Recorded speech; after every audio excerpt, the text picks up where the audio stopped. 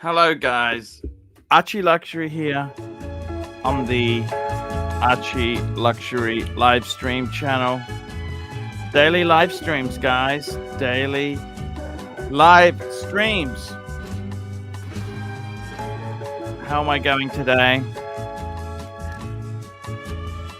I'm a bit flat. So just to give you a bit of a luxury goods update, sent back that Cartier, send it back, EMS gone,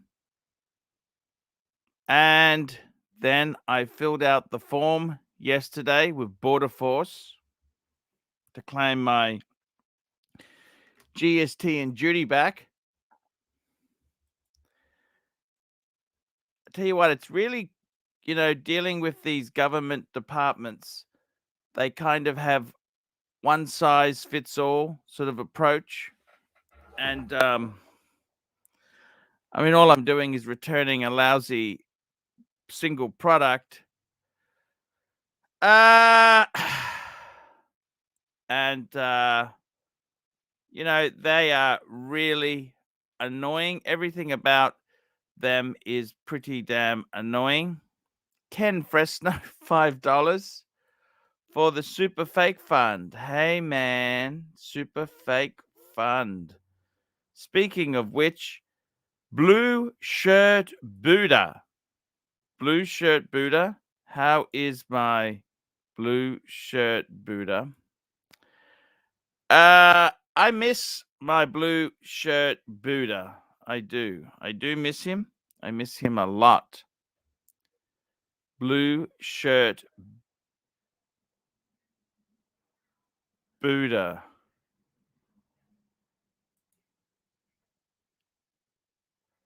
What can I say?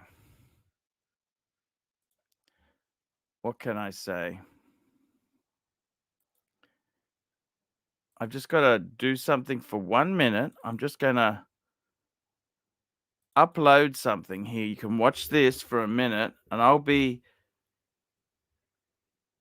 back. I'll be back in 1 minute. Let's just put this up. This is KNXT Los Angeles. It is 1 minute past midnight. What's it doing? Is it doing something?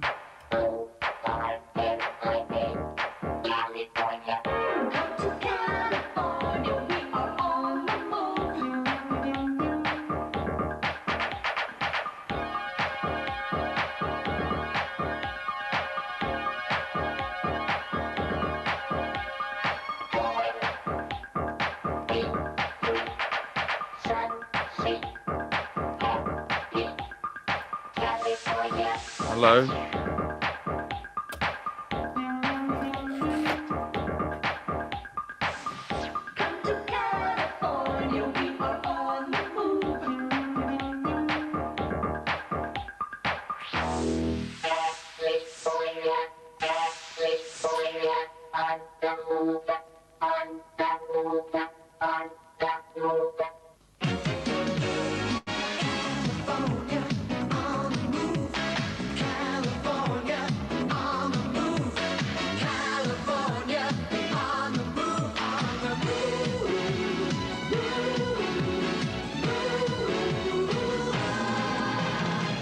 it the Sunshine State. From Malibu to Laguna Beach, it's California, where everything's new and on the move.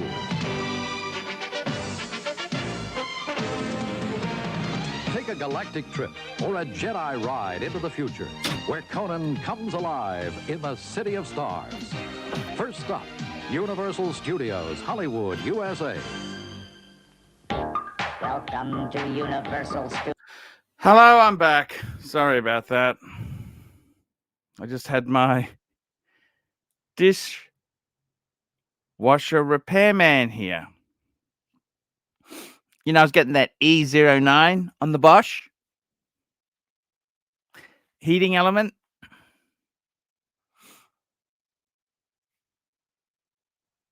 It's also the computer. Where's the dishwasher? What sort of computer does a dishwasher have? I mean, come on, man. What can I say? Computer and motor heating element. It's a disaster, you know.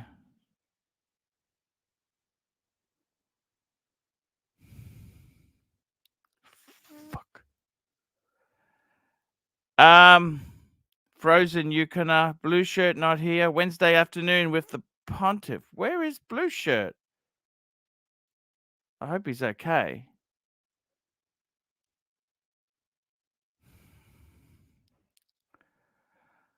Oh my God. You know,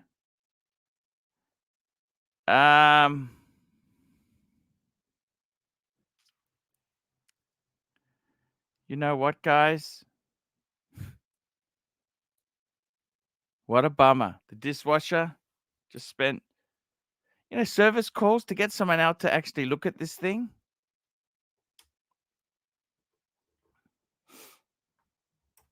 Just not having a good day. Dishwasher, hundreds of dollars.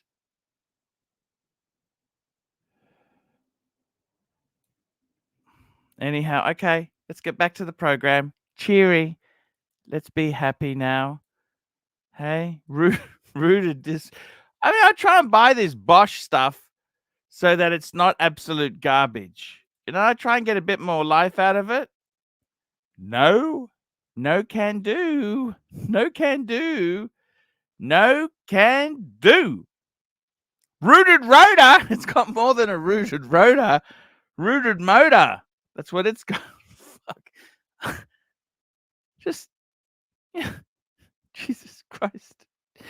What can I say, guys? What can I say? It's all tough. It's all hard on the Rooted Rotor Show. Rooted Motor Show. These things don't last, do they? Nothing lasts anymore. Nobody takes pride in any of the things. They don't do nothing. They don't do anything to try and keep it going. It's all good. Rooted rotors. I don't know what to say, man. It's rooted, It's pretty bad. It's pretty bad. What can you say? Dishwasher repairman, that's expensive. Everything is rooted. Rooted rotors? I don't know what to say. It's all rooted. They're just, it's hard, man. These dishwashers, I don't know what to say, man. They're just garbage. They're just garbage. They make garbage. Yeah. It's just Ken Fresno. It's hard. Thank you, Ken. Thank you, Ken. And I got to tell you, these dishwashers, man, I had the repair guy out. Fantastic 1872, £5 for the Fake Bosch Dishwasher Fund.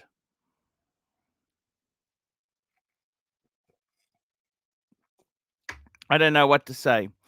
Let's get some guests on here. At the moment, I'll even settle for this coming on. You know, I got to tell you, man, it's pretty damn desperate. The dishwasher's rooted rotors. It's more than a rotor that's rooted. Let me tell you that. It's really rooted. So that's it. What can I say? I've been really green room's been pumping. I've been enjoying my green room. Bear Clooney.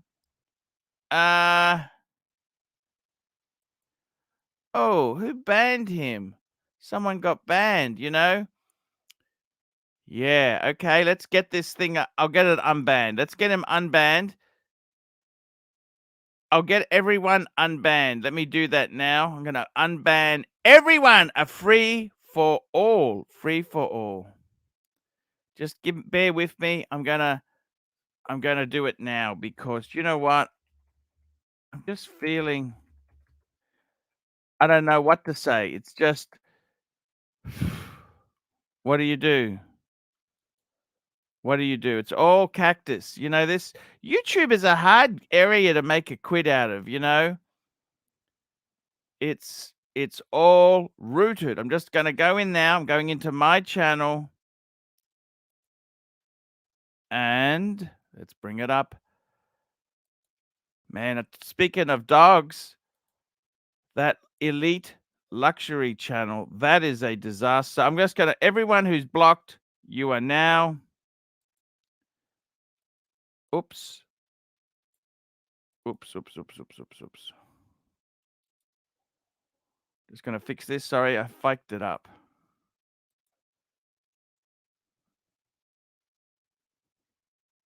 Okay, just give me a break.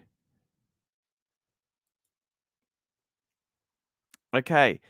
Everyone is unbanned. Everybody is unbanned. It's the Archie Luxury channel. We are live and broadcasting now. So everybody is unbanned. Unbanned. They're unbanned. So that's really, really good there. And we got CB, $20. Wishing you a good show tonight, Arch. I am out with customers. Can't watch it live tonight. Thank you, CB. Yeah, CB was complaining about the box. The box, yeah. I know, CB. I'm disappointed with mine as well. I didn't want to say anything. Yeah. Yeah, Jamie's talking about forms. Yep, you betcha. Ron the Shrink. Come on, Ron. Donors are getting banned, Arch. Wrench the right people. Okay, I have unblocked everybody. Everybody is unblocked. So, Ron, come on. Come on, Ronnie. You come on. Come on here now and let's talk watches, talk life. Let's talk everything. I've got to tell you, sometimes in life, I'm actually feeling really angry to material goods at the moment. Like, okay, so I was looking at that Cartier. Guess what Cartier's done? Listen to this. What they've done is, so Cartier used to be every bloody seller had Cartier. Cartier was nothing, okay, nothing special. Hourglass, they used to sell Cartier. Monards used to sell Cartier. Watches of Switzerland used to sell Cartier. Guess what? Now Cartier is only sold through the boutiques, which basically means no more discounting. The discounting is gone. So I've got to tell you, it's pretty damn nasty what's happening there. It's pretty damn nasty.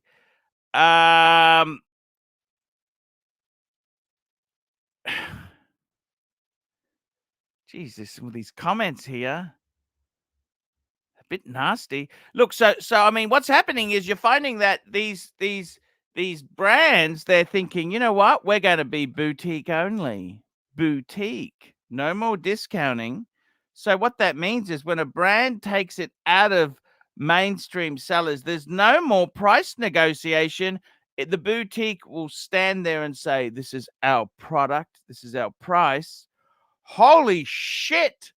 You're getting brands that are no longer heavily discounting. Now, I'm in Brisbane. Brisbane's a bit of a, it's kind of third largest city in a 7-state. Third largest. Brisbane is the capital city of the third largest state in a 7-state circus. Okay. Guess what? Joe Kramer, $50. Cheer up, Arch. Thank you, Joe. The interesting thing is that Anthony Napolitano, come on, man. I love you. And I got to tell you, what's happening is these brands, they're moving towards the boutique model. Boutique only. Boutique only. Absolute disaster. Timely, how are you? I'm in a bad fucking mood today. Ha, ha, ha. What else is new? Okay, let me tell you what happened. So I had to prepay for the appliance repairman on our Bosch oven. The seal has come off, right? Yeah. The rubber's gone. It's gone, right? Yeah. So he came out. I had to prepay $250. That's for him to do the seal and to check out the dishwasher. Yeah. And he tells me, if it's the motor, it's either the heating element or the computer or the motor. He goes, I never seen all three go at the same time. It's just the luck, isn't it? I bought Bosch. I bought Bosch because I was sick of getting this garbage that was breaking all the time. And I thought, what? Getting a Bosch, at least I got 7 years out of it, 2014 to now. Is that a long time, or what are we talking? For modern appliances, it is. For older ones, it's not. I guess it's all right, but yeah, it's just the luck of the draw, I guess. So I can't believe some of these guys here, man. I'm just going to block a few you losers. Block a few users. Got rid of the toilet break. He's gone. Run the Shrink, $2. What Bezel color is your favorite for a 5-digit GMT? I actually like the Coke. Because the Coke is like, you can't get a Coke in a ceramic. So I really like the Coke. Okay. The black, I like, but it looks like a sub. And the Pepsi, you can get it, but the Coke is only vintage. So in my opinion, I really like the Coke because it's only vintage. So 2 days in a row, feeling crappy. Now, okay, so let me tell you this. You're in logistics, right? So I've sent the watch back. I had a fight with those guys in Japan. I told them, I said, what's this fucking garbage you've sent me? I want my money back. I've sent it back to them. Then I want to claim my duty and taxes back. Mm-hmm. So I ring DHL, and DHL tells me, you've got to get it from the Australian government. It's not through me. Righto. So they send me to Border Force, Homeland Security and Border. These are the same people who haven't allowed 30,000 Aussies stuck overseas to come home. They're really good guys, They're really good. Border Force and Homeland Security, You're doing a great job, guys. So you can't even get through to these losers. Okay? You can't even get through to these losers because they don't answer the phone. Yeah. Speaking of losers, how are you, Plastic? Hey, number one loser. How are you, man? Yankee Doodle, $2. Ovens and dishwashers are also made with plastic. What do you think? What do you think of that? A Bosch dishwasher, it's lasted 7 years. Good or bad? Tell me, Plastic. That's very good. What? That's good. What are you talking about? Excellent. Excellent. Hey, listen, hot off the press. I've got some news. Yep. Rolex Steel Sports prices are going up across the world. I don't exactly think that's news. I had not heard that hot off the before. press. But If didn't know that. if Who you haven't told got you? one, pay the Who piper. told you? Get And one. how do you know this? How do you, if you haven't? If who told you this? And what proof do you have? Because you seem to make. I check all those relevant sources, Chrono 24, all the forums. Rolex Steel Sports are going up. Timely, you've got to get yourself a Rolex Steel Sports. Don't hesitate. Mortgage the house again. Get that Steel Sports watch. I'll take it under advisement. Prices You know going up what? again, eh?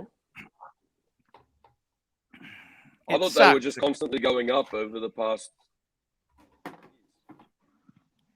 Spend Slowed down 25 though, it now. stopped. Next year, it'll be worth 35. Past 80 years, they've been going up. I think something like that, right? Hey, got to go, mate. Have a great show. Talk to you later. Ciao. So I don't think it was exactly hot off the I press. don't think that was kind of news. It wasn't exactly No. breaking. No. Pound the drums. Let me ask you this, okay? Good old What do press. you Yes, think sir. of modern appliances, dishwashers, electrical goods? They've got computers in them. What the fuck is this? This was like an Amstrad. When I was a kid, you had an Amstrad. You had a cassette player. You used to put tapes in there, and you'd program in BASIC. It was awful. You think, oh fuck. Can I say it in Australian? It's Yes. garbage. Garbage. Garbage. Garbage. Yeah, it's What are all. you supposed Yeah, to nothing. do? How Nothing. long? It's garbage, not garbage. Garbage. I don't know. My Australian accent isn't too good. I'm not an actor. When the Yanks Run do the an Aussie shrink. accent, they make us sound like such a yob. $5. Let's say Rolex and Patek don't exist. Which two brands do you collect? Now, this is interesting. So, with the Cartier matter, okay, so I bought a watch. Look, I got completely fucked over. You know what? Let me just tell you this now. It was $25.75 US. Then they had a 12% pumpkin sale, okay? And I thought, oh, you know what? That's okay. It's a little bit more than I wanted to spend, but I'll get that's okay. Then they give me the world's worst exchange rate on my credit card. I get fucked over on taxes. I get the thing, and I don't think it's even original. I don't even think it's legit, okay? And then, listen to this. Not only that, then I send it back. I'm trying to claim my money back, and I'm trying to get the taxes back. It's a bitch. It's an absolute bitch. And let me say this to you. Then I've looked at how much does a new one cost. So Cartier was a real promiscuous brand. They had dealers everywhere. Hourglass, Watches of Switzerland. They had Cartier themselves. I even was one stage, they were giving me a discount if you bought it from Cartier themselves. Now they've gone to the boutique mold, the boutique model. Okay. Now I'm telling this story about Cartier, but this is happening with Omega and Breitling in Australia. What's happening is they're moving them away from having it mass, all the dealers have it, and then you can haggle. They're saying, no, we're taking the brand back in, and it's becoming a boutique model. Okay? So Cartier, to be honest with you, in watches, they were pretty crappy. They're not that great. Okay? Yeah. It's like Tag Heuer at a Rolex price, okay, to put it into perspective. That's what it is, basically. It's a Tag Heuer quality watch at a Rolex price, okay? Only the French could do that, okay? True. Now, I got to be honest with you. This boutique model means no more discounting. In Brisbane, we've got an Omega boutique. A lot of dealers are losing Omega dealerships. You know what I'm saying? So they're moving towards this boutique model. You've basically, Houdinki book. They That's sent the it to me for free Why is that? because I bought a watch before from Crown and Caliber before the merger, and they said, "Hey, By the way, we sell these books for a lot of money. So here's one for free. Check it out if you like it. Get a subscription. It's a magazine, isn't it? It's their magazine. Yeah, yeah. It's a soft cover, big, thick book magazine. No, I've It's actually like a bought a catalog, few. but They're it's actually nice. nice. They're nice it's cool. magazines, but I don't know if they're worth $30 an edition. No, but I'll take it for free. Yeah, of course, of course. Let me say this to you. Back cover. Yes, There it yes, is. yes. Back. Oh, where's Timely gone? He's fallen off. Let me say this to you. Cartier. It says that right here. It says boutique only. Just kidding. Boutique. Yeah, fuck. You know what? Pound the drums. I'm in a really bad mood. Yeah, what happened to that Cartier for the wife? I never heard the final verdict on that. Okay, I got it from E-Lady. Okay. Yeah. And I paid far too much for it because I got screwed on taxes and duties. They declared the full thing, and I got fucked over big time. Japan, and then I got right? the watch. I didn't think it was real. Just had a few little anomalies, and I'm thinking I'm paying absolutely top secondhand price. It's a 24-year-old watch. It wasn't brand new. It was 24 years old. I'm thinking, fuck, I'm paying 60% of the new price for it. Okay. Was it real or not? Did you find out, or are you still looking into it? I took it to a watch. I took it to a fellow dealer, I took it to Vintage Watch Co. He's not sure. He said, you know, Paulie, these watches are pretty garbagey anyhow. He said, you know, I don't like the dial. I said to him, would you buy it? If it came in, someone wanted to sell it to you, would you buy it?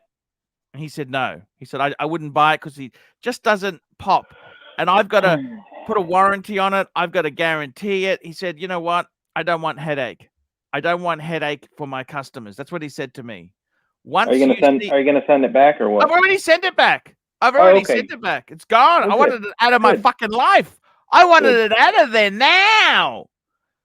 Once you see it, $5. Got my mum a new Air King for a 65th. She has one Cartier shitter. Wanted to get her a more meaningful Rolex than some femme Rolex. Thoughts? What size? What size? Was it the 34? I think the 34 is okay. The 40s, I don't think it's. I think that's more of a men's watch. Yeah, that's why I'm wondering what size.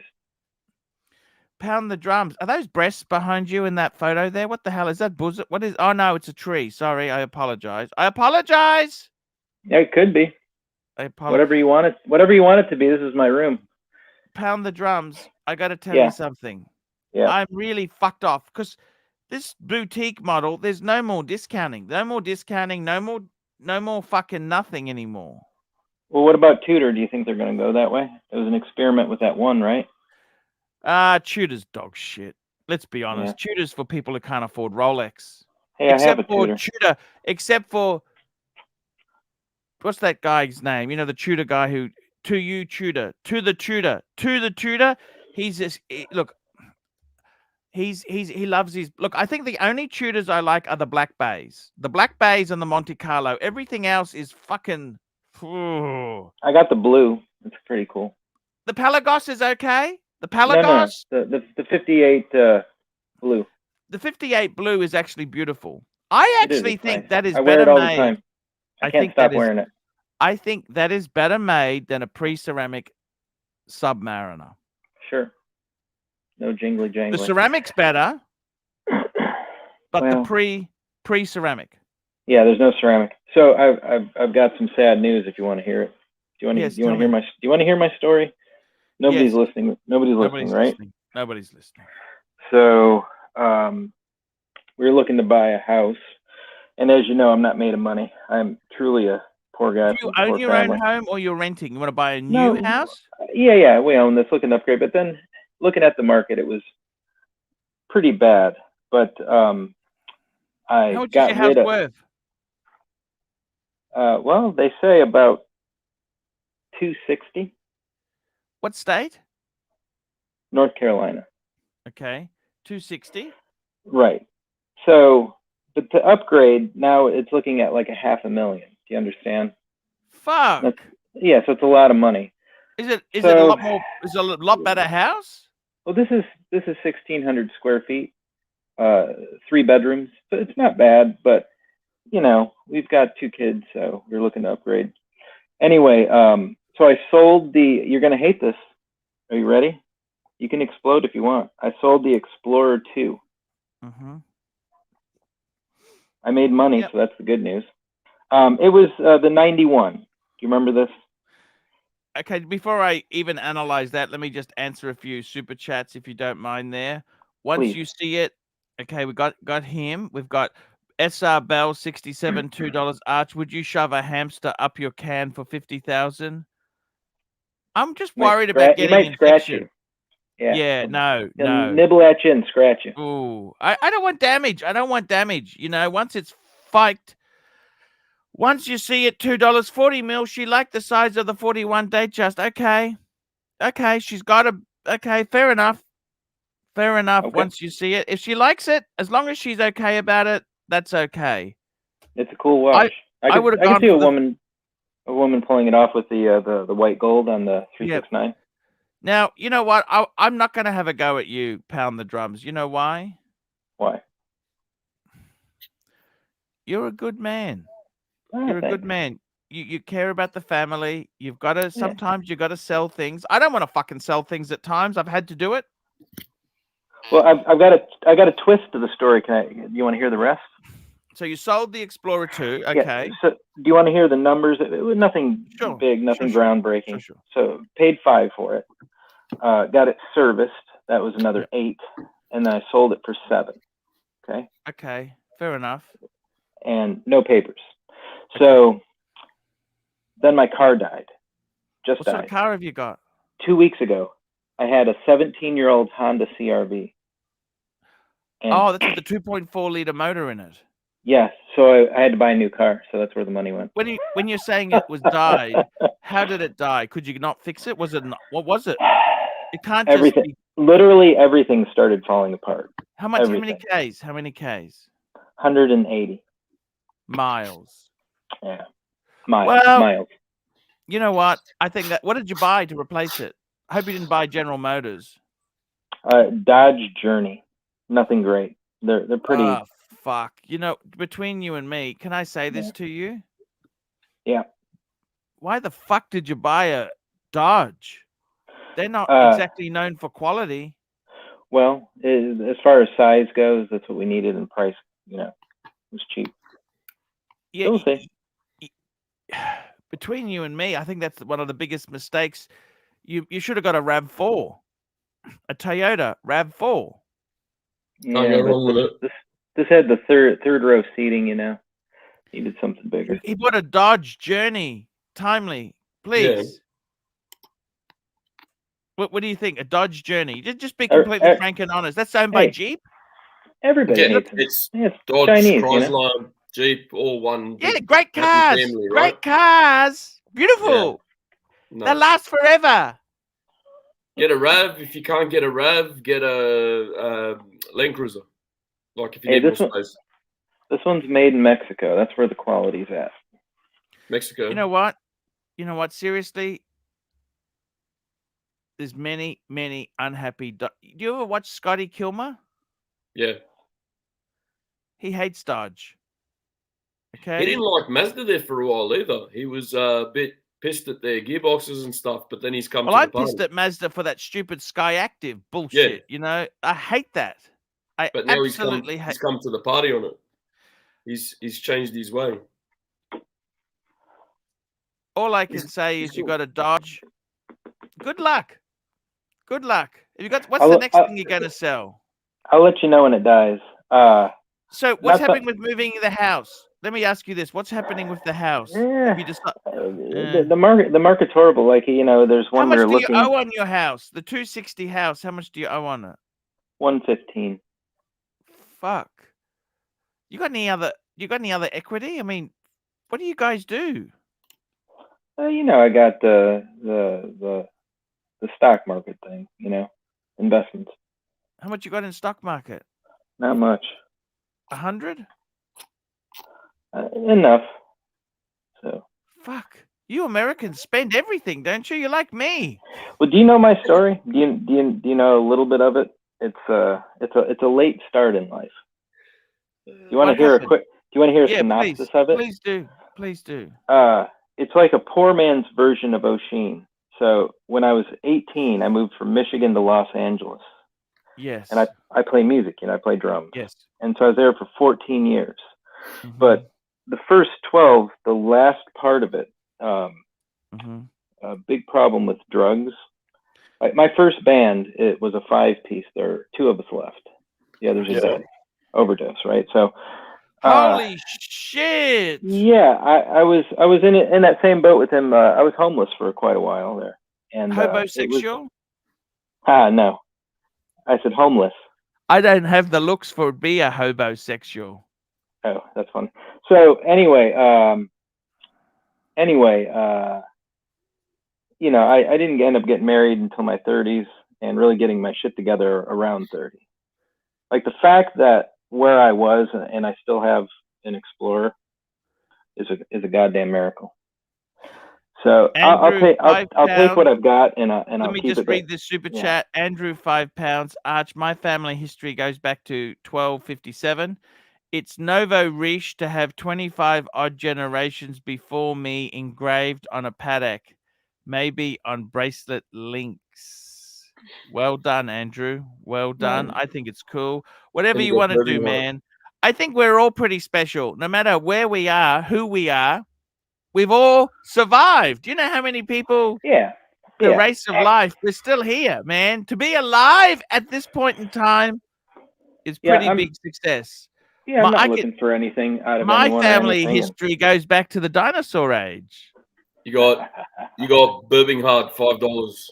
Birmingham, $5. What watch would you recommend to a man to get your man card back after buying a Dodge Journey, Arch? Look, you know what? Sometimes, look, I got to be honest with you, Pound the Drums. Yeah. I got to say this to you. It's not about money. You got a beautiful son. He came on the show once. Oh, yeah. Gabe's a good guy. Got 2 sons. You know what? You know what? That's what success is. It's not so much about, hey, I got a platinum Daytona or I got this. Yeah, no. Stop. It's you've got to try your best.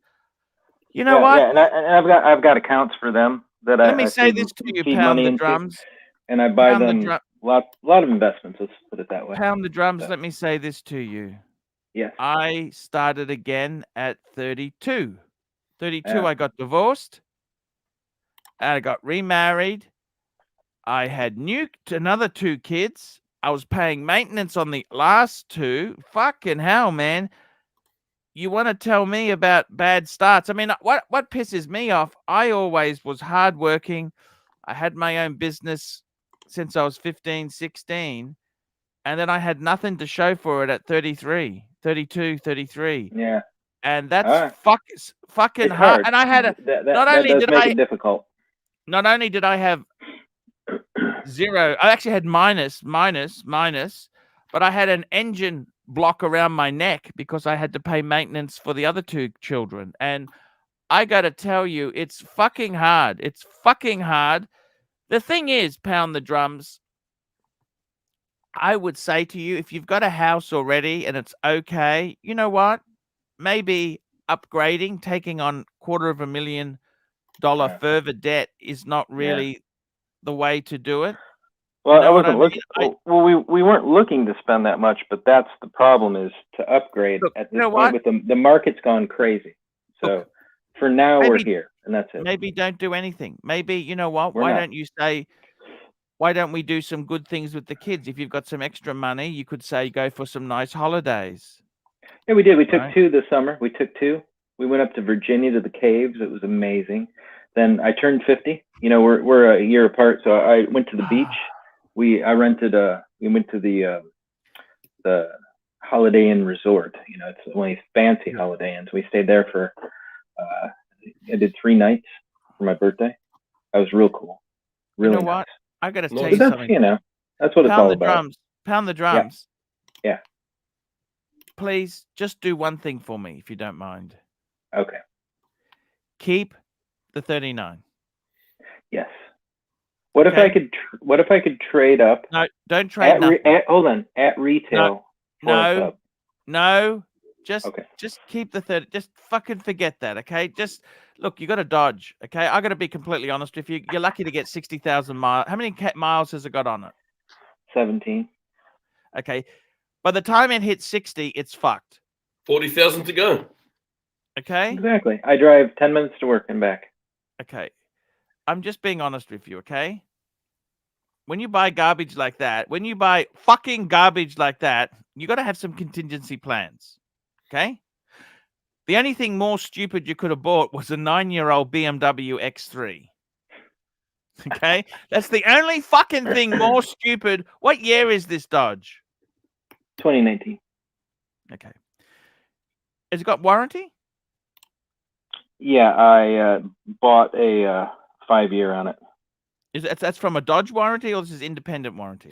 It's an independent one. I did Is that 5 worth- years. I did 5 years, 75,000, covers everything. Okay. Pound the drums? Yeah.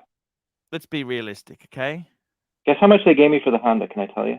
How much? Guess. Okay, so $500,000. $2,000. Was it Two. working? No. Like, did it start? I had to jump it just to drive it down the street to the dealership to give me the money, because the alternator had just gone. Everything was falling apart. Literally everything. Like I'd replaced.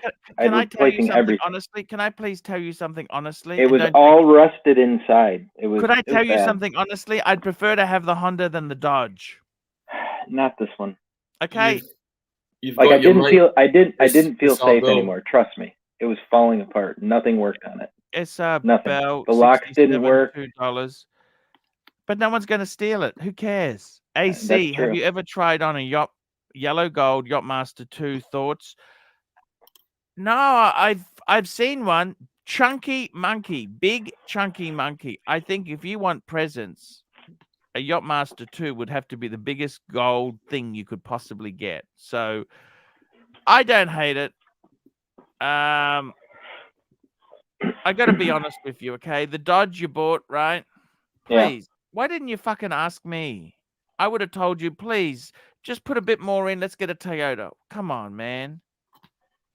Yeah, that was where I was at. So what did the wife say? I don't think she cared.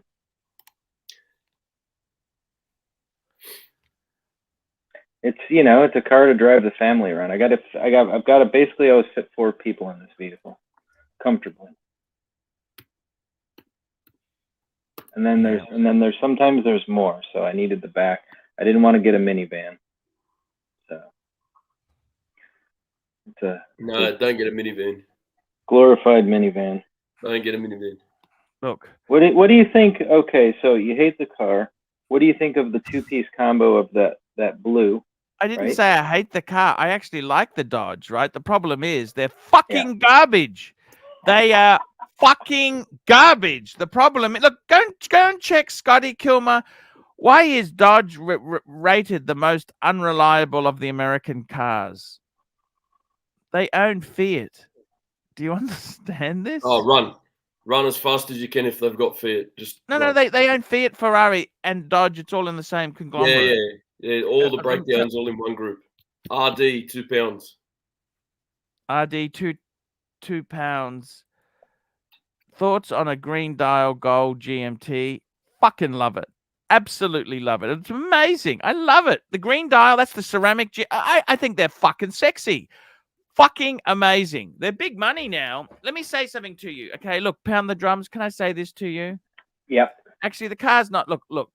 I wouldn't have fucking bought the Dodge. I would never have bought the Dodge. Okay. However, if it's running, it's running, isn't it? Yeah, it seems fine. Okay. Can I just put it on record? I told you so. Could I just please say that to you? Okay. If it dies, I'll come here with my head bowed and I'll tell you told me so. Okay. Now the thing is this. You know what? How could I be angry at you? You sold your Explorer to buy a family vehicle. How could I ever be fucking angry at you? And that's the funny thing is that wasn't even the initial plan, but that's how it turned out. I guess the gods were on my side. No, look, a man's got to do what a man's got to do. Just tell me this. Yeah, okay? It turned out that way. Look, you know what? How much you got in shares, really? How much you got in shares? Not much. 50? More or less than 50? More or less 50. Okay. You don't know my advice to you. Just give me one moment. I'll just be one moment. But okay. Hello. I knew you'd hate the Dodge. So He yeah, doesn't that's like my, most things. It's fine. Don't worry about it. that's my two-piece combo. I've got the blue black bay. Yep. You know, the Black Bay 58, Yeah. 39, and then I've got the 39 Explorer 1 with the T-Rex hands. Have you put the Explorer 1 39mm against the 36 just to see a comparison? I had a 36. I had a Harley, the OP, the Harley. Can I say something to you? And I it's love a little you. bit small. Can I say something to you? Yes, I sir. really love you. Okay. Yeah, we love you too, Arch. You're a good family man. Can I tell you what I would do if I were you? How many watches you got? I reckon just let's get rid of a few, okay? I'm sorry. They're not worth okay? it. They're not worth anything. What do you got? You got that Tudor? Yeah, I got the Tudor and I got this, and the rest is all garbage. That's my two-piece combo. I had a three-piece combo. There's nothing. There's nothing say, worth anything. Hypothetically, just say he I don't flicks have the money for that shit. the Black Bay blue, right? At the Yeah. moment in Australia, they're going for about 4.5, maybe. Yeah. Yeah, Australian dollars. If he Yeah. flicks that, what's he going to get? Okay, look, you know what I think he should do? I tell you. Yeah, there's nothing here. Look, Can I tell you? Can I tell you what I would do? Can I tell you what I would do, please? It's a $200 I love right you. there. Can I tell you what I would do? Sorry, what was that? It's my Hummer. The F300, 1974. Can I tell you what I would do if I were you? No, that's in focus. What? Can you listen to me for 1 minute and I'll tell you what I would do? What would you do? Okay, I'm serious, okay? Okay, you're a good man, okay? You're a really good man, okay? Okay? You're a really good man, okay? I just want to say that to you. I appreciate that. Okay, you're a cool guy. I love you. I go to work. I work 50 hours a week, and that's kind of my life. Go on vacation. Yeah. Okay, so what I would do if I were you, the share market is very high at the moment, correct? Yes. Come on, just work with me. Was Tesla, you know what, maybe a year ago or so, was it $178, goes to $2,000.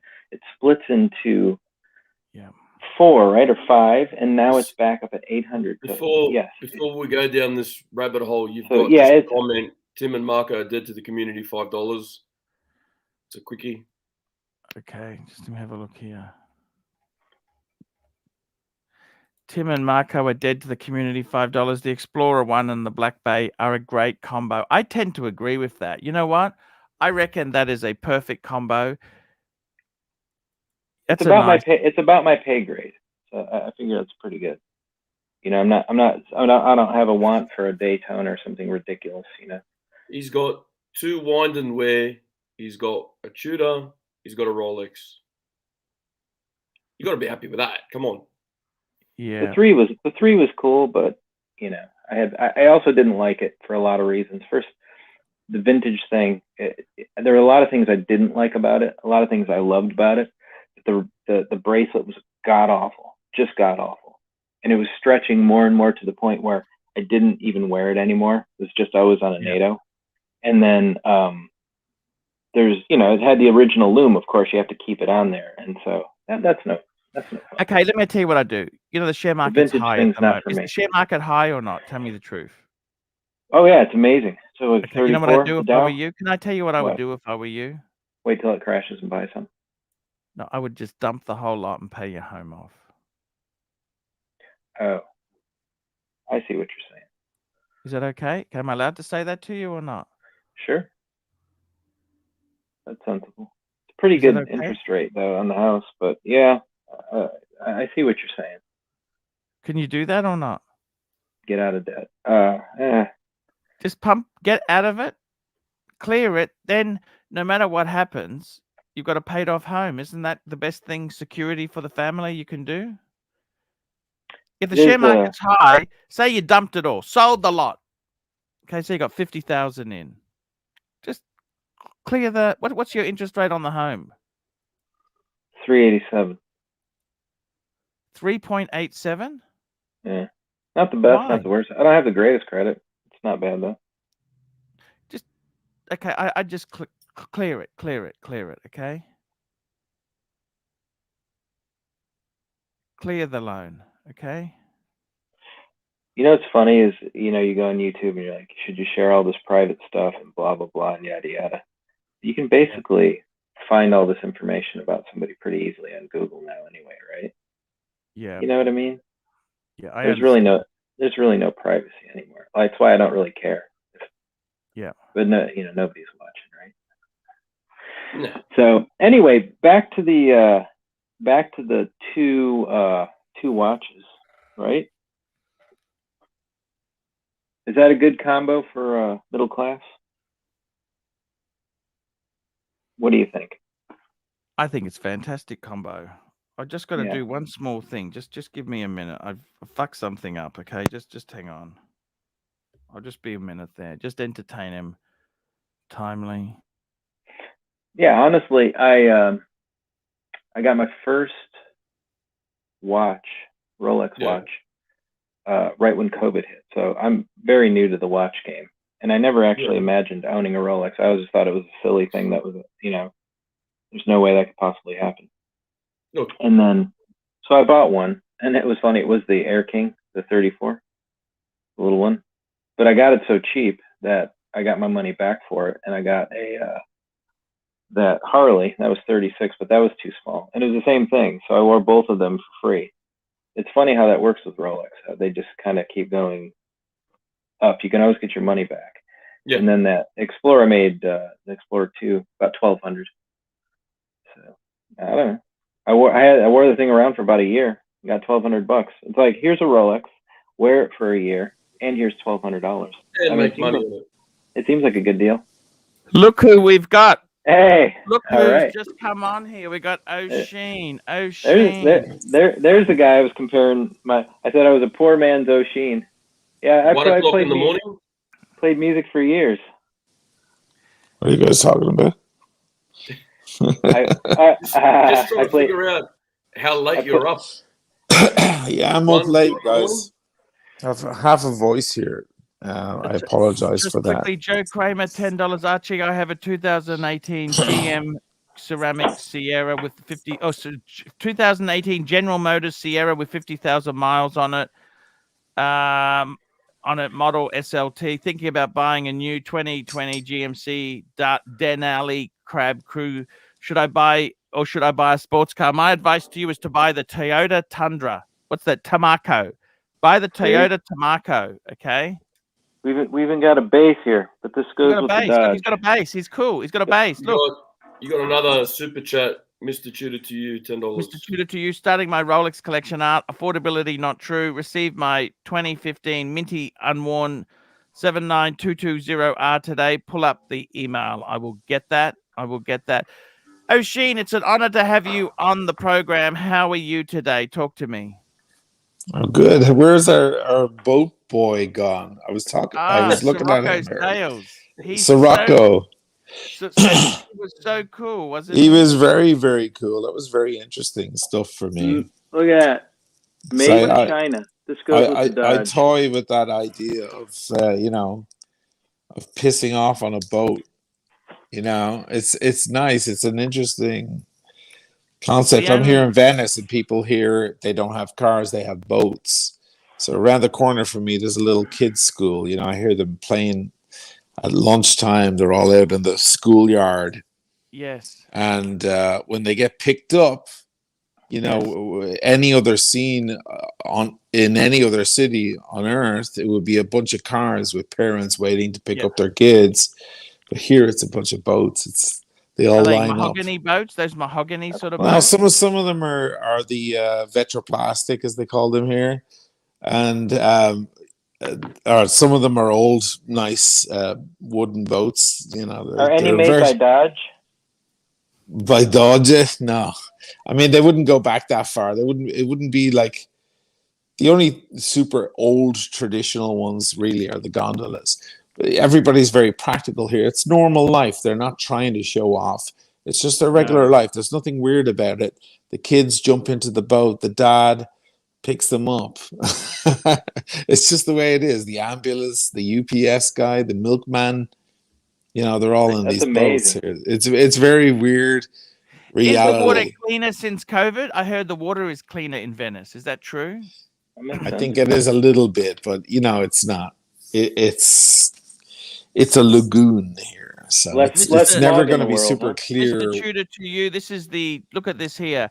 It's the Rose Tudor. Look at this here. This is the ETA movement. That looks absolutely beautiful. Mr. Tudor, to you. Did Mr. North ever play in CBGBs? Yes, we did. We did the Talking Heads reunion concert. Wowzers.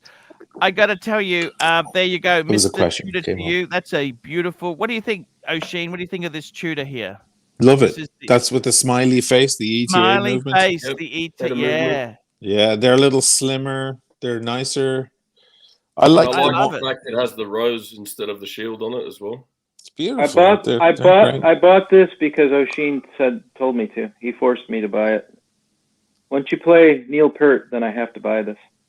Look at you. That's great, man. What a great watch. What a great watch. Here we go. Yeah, they're fun.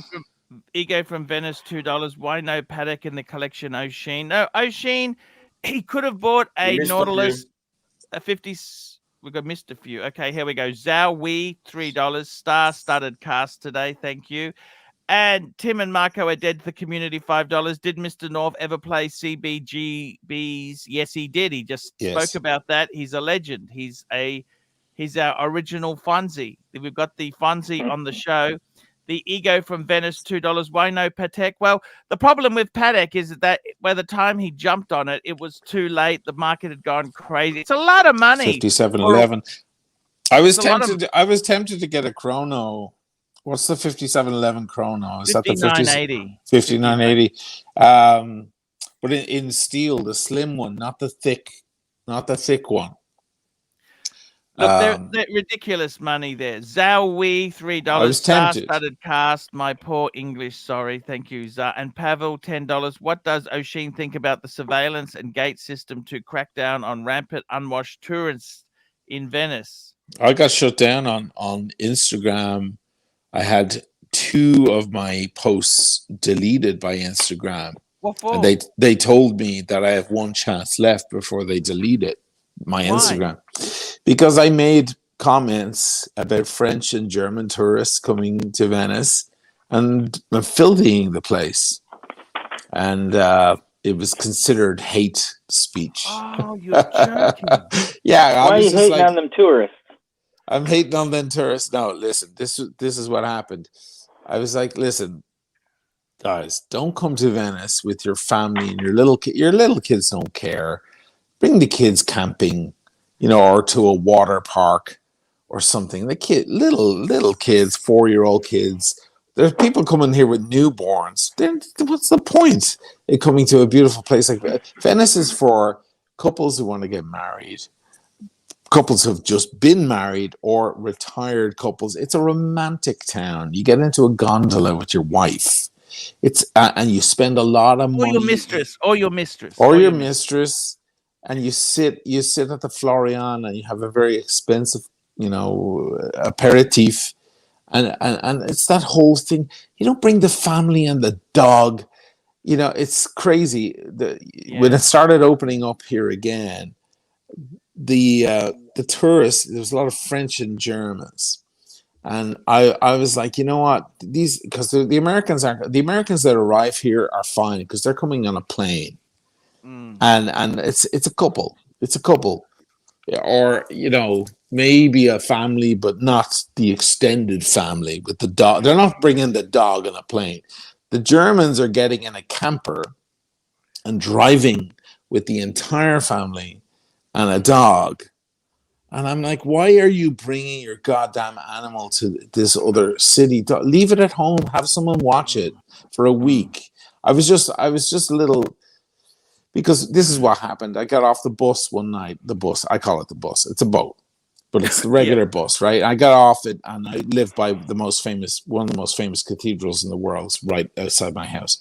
It's called the Madonna della Salute. The Salute, you see it in every photo of Venice. And I get off there, and it's just empty pizza boxes everywhere. And I was thinking, this is the mentality. Let's go to Venice. We won't sit down at the Florian. We won't go to anywhere nice. We won't sit and have a nice meal and eat the local food. We'll get a slice of pizza, and we'll sit on the church steps. Okay, that's great. You had your little budget thing, but you know who's paying for that? We are, as locals. This city pays for that because you're filthying up the place. I picked up pizza boxes all around that church that night. It took me 20 minutes to clean up the whole place and put it all into the trash cans. They don't have many trash cans here because there's an issue with seagulls. We're in the middle of a lagoon. There's seagulls everywhere. If you have a sandwich in your hand, they'll steal it from you, the seagulls. They're crazy. So it's like, so I put a couple of posts up like, guys, don't do a budget thing in Venice. You want to do budget, go camping. You know what I mean? You want to bring the kids, go to a water park, go to Disney World, for crying out loud. Like, don't come to Venice. It's an open air museum, this place. This place is a museum in the open air. It's incredible. Don't do that. But a lot of people have this attitude of, oh yeah, let's wing it. Let's buy sandwiches and sit on the street. I see so many families sitting on the street with their kids, sitting and eating in the middle of, like, I'm like, what are you doing? You're just messing it up. So I put a couple of posts up about that. A lot of people are like, here, absolutely. And a lot of people are like, who are you to say? And they got very perturbed by the whole thing. Oh, you're such a snob. And you know who those people are? They're the people that sit there with the food outside, leaving all the... Yeah, there's the same kind. It's like, why can't people with less money than you enjoy the city? I'm like, no, it's nothing to do with that. It's not about that. Oh, Okay, Christ, you missed the point. I got to pound the drums. I love you. Pound the drums. You're a good man, too, okay? You guys are great. You're a good man, Oh, you guys. okay? Well done. Pay the house off. Sell the shares today. Pay the house off immediately. And also sell the tutor if you can and put it into the house as well. Paid off home, no foreclosures. I'll think about it. Mate. Okay. Thank you. All right. Fantastic. 1872, £5.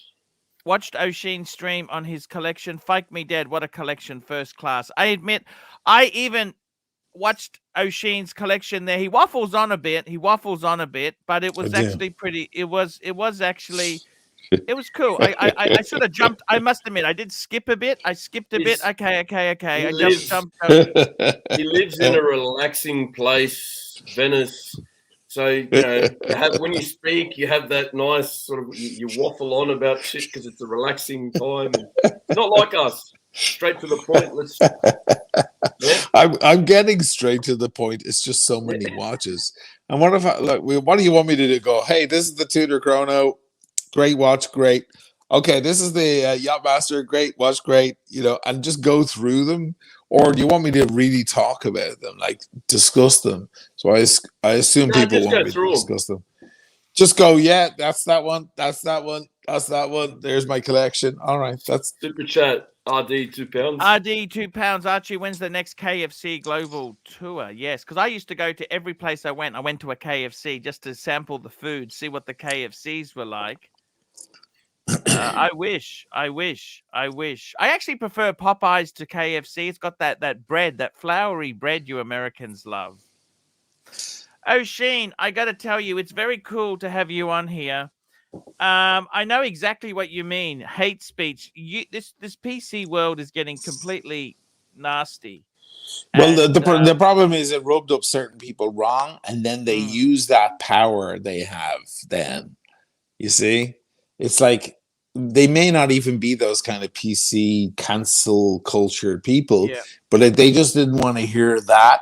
So then they utilize their their ability to say, They he's exercised what little power they had. Yeah, they went. Oh, they jumped on the. Oh no, this guy's speaking in bad tones, so they You know shut what me you should have down. done, which would have been completely fine, is taken a few photos with the pizza boxes out the front there and say, thank you to all the tourists just for making Venice. You know, it's funny. The egalitarian. other night on TV here, the local news, it was all video footage of all the pizza boxes and all the crap on the streets, and the syndico. How do you say the syndico? The mayor here, like thinking about instilling new measures about stopping certain tourists from coming in. There was a famous couple there a couple of years ago who were fined 450 euros each because they were backpackers. You know, they were what we call in Ireland crusties, because they were like they were almost homeless kind of people, but not. They were traveling, you know, and it's cool. That's fine. That's great. I'm sure they like Bob Marley and stuff like that. That's great. And but they sat down by Rialto, the most famous bridge in the world, and they opened a coffee machine and started brewing coffee. Like right there. And they were taken away and fined $900 between the two of them. And I thought, well, come on, guys, what are you doing? What are you doing? Like, why would you come to Venice with that? What do you, it's like, I don't know. You can take your socks off on the plane in first class and sit them up on the back of someone else's seat. But please don't do that. You know what I mean? You have every right to. You know, you can go into the cinema with a full hot meal with a stew that your mom made for you and open up the thing and eat it, but that's going to stink up the entire... Please don't do that. Like, you have the right to, but where did you come from that you think that that's okay to do? So it's like these two crusties, this couple... They're backpacking around the world thinking, great, we're doing our noble little thing. Like, we're we're seeing the world on a budget. But you know what? We're paying for that. Some people, someone else is paying for, because there's some couple getting married trying to take a photo in beautiful Venice, and in the background you're there brewing your coffee. I remember, you know, let me tell you this. I remember I went to this beach, right? Yeah. It's kind of it's on the Gold Coast. It's kind of it's near SeaWorld, but it's kind of hidden, okay? And this guy comes along. So I was just with the wife there. This guy comes along. He's got this Labrador. He lets it off the leash. Now all the pets are supposed to be on a leash. It goes over, and it takes a massive shit, okay?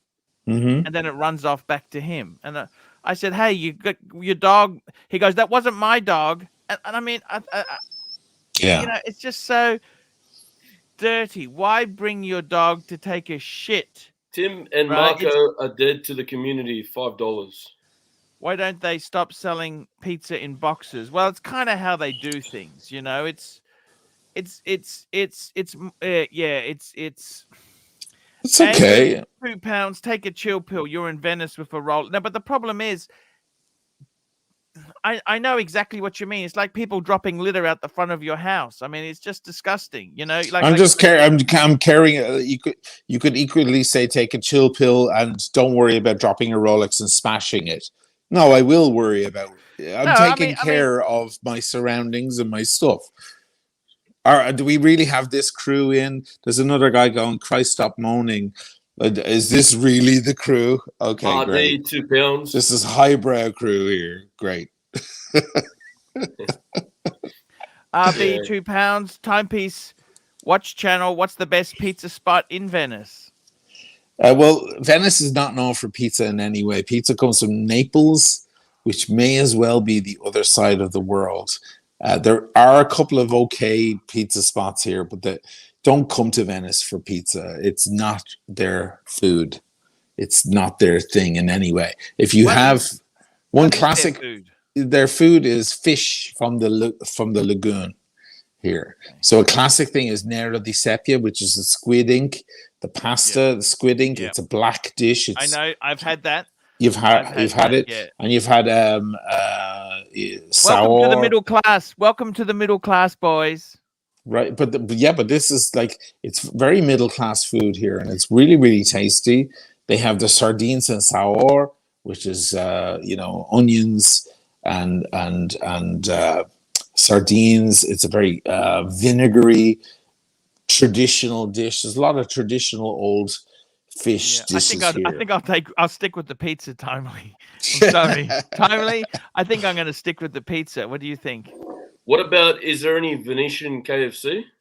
Maybe for Archie, if he comes around, there's another sample, another place. I think there's a McDonald's here. There is one, and there's a Hard Rock Cafe. You know what? I understand exactly where you're coming from. It's the fact that people don't have respect for the place. This is the big thing. They have these. They think they can come. I know exactly what you're talking about. They don't know how to behave. What you're saying, I think that's the problem when you live in any sort of tourist place. It's like Times Square. I'm sure you'd get the shits in Times Square with all the, the tourists there as well there. Sure, but it's so much more built for it in Times Square. Like, Times Square is tough and rough, and it's ready for it. There's trash cans all over the place because it's a different thing. What I'm focusing on really is this idea that people think, let's backpack it. No, let's do a little budget thing. You know what? I tell you honestly, I understand exactly what you're saying. I completely get it. You're right. And it's not, why does a baby want to go? It's like going to Paris, it's not sort a of place to go on the cheap. If you're going to go there, you save up enough to go there and enjoy it properly, not to Here we go. RD, £2, 1 star sardine for Archie. Thank you. Look, I understand exactly. Yeah, I know. No, I completely get it. I completely get why you're upset. And no, I'm fine. I'm not upset. I have my issue with it, and I made complaints about it, and you asked me about it. They are thinking about putting a tax on the city where you come into the city, you have to pay an entry, like you're coming into an amusement park. And I'm like, great. It's going to filter the great unwashed out. And the Germans with their budget idea, and the French with their budget idea, with their families, they'll be like, let's not go there because it's going to cost us €15 per person to come in. And I'm like, great. Thank you very much. Please don't do that. Let the people who are coming here enjoy. It's like going into a casino with $5 in your pocket. Don't do it. Don't fucking do it. Find a different way to spend your $5 because you're just going to like piss everybody else off with your $5 in your pocket. Like, have some integrity, for crying out loud. That's the way I am. Some places around the world where you would, you want to see all the sort of back place, whatever you want to backpack, no dramas, because that's the way to do it. But not there. There is, you enjoy the culture and understand the place, and by doing that, taking part in everything that's there, not buying some like cheap street food and sitting out on the gutter and eating it. Mind you, since the 1800s, they were selling crappy fake pyramids next to the pyramids in Egypt. I mean that shit has been happening for forever. Ages, I often look at these families that bring the newborns in a stroller, and they discover to their peril that this city is the city of 1,000 bridges. Like, there's a bridge every 5 minutes. It's a little bridge. Some of the bridges have 4 steps up and 4 steps down, but you have to go like this constantly. And it's cobbled stones as well. And you have to pick up the stroller. Like, oh God, you found out that shit pretty hard, didn't you? Yeah. Watch and pray. $2. Oh, been to JW Marriott Spa in Venice. So lovely. Yeah. Oh yes. Go home with good upper body strength after lifting that pram, and the dad does. It's like you go to a fine dining restaurant in your gardening clothes. It's completely right. Don't do it, please. Don't do that. Yes, you have every right to do it, but please don't do that. Don't do that. Yeah. I'm sorry, sir, you need to have a smoking jacket. That's why they have these petty rules. I'm sorry, sir, but you'll need a tie and a smoking jacket. Yeah, because the couple next year are paying $1,000 for their meal, and you're gonna screw it up, Billy. You know, show some fucking integrity. Crying out Well, loud. that's the thing. People get so upset. Like with paddock, like you need to apply for the really complicated pieces. You know and you know the reason for this, O'Sheen. Do you know the reason why you have to apply? Why is that? They don't want some stupid flipper to come there. They don't want some stupid flipper to come there and just buy it to make a quick buck. And they don't want somebody who has no idea on automatic or mechanical watches, how they're sensitive. They don't want to sell it to some idiot who expects ridiculous accuracy per second per day. I just spent $500,000. The watch should be exactly. They want a customer who understands paddock, and the 12 may not change exactly on that minute of the 24. You know what I mean? They want somebody who understands the brand.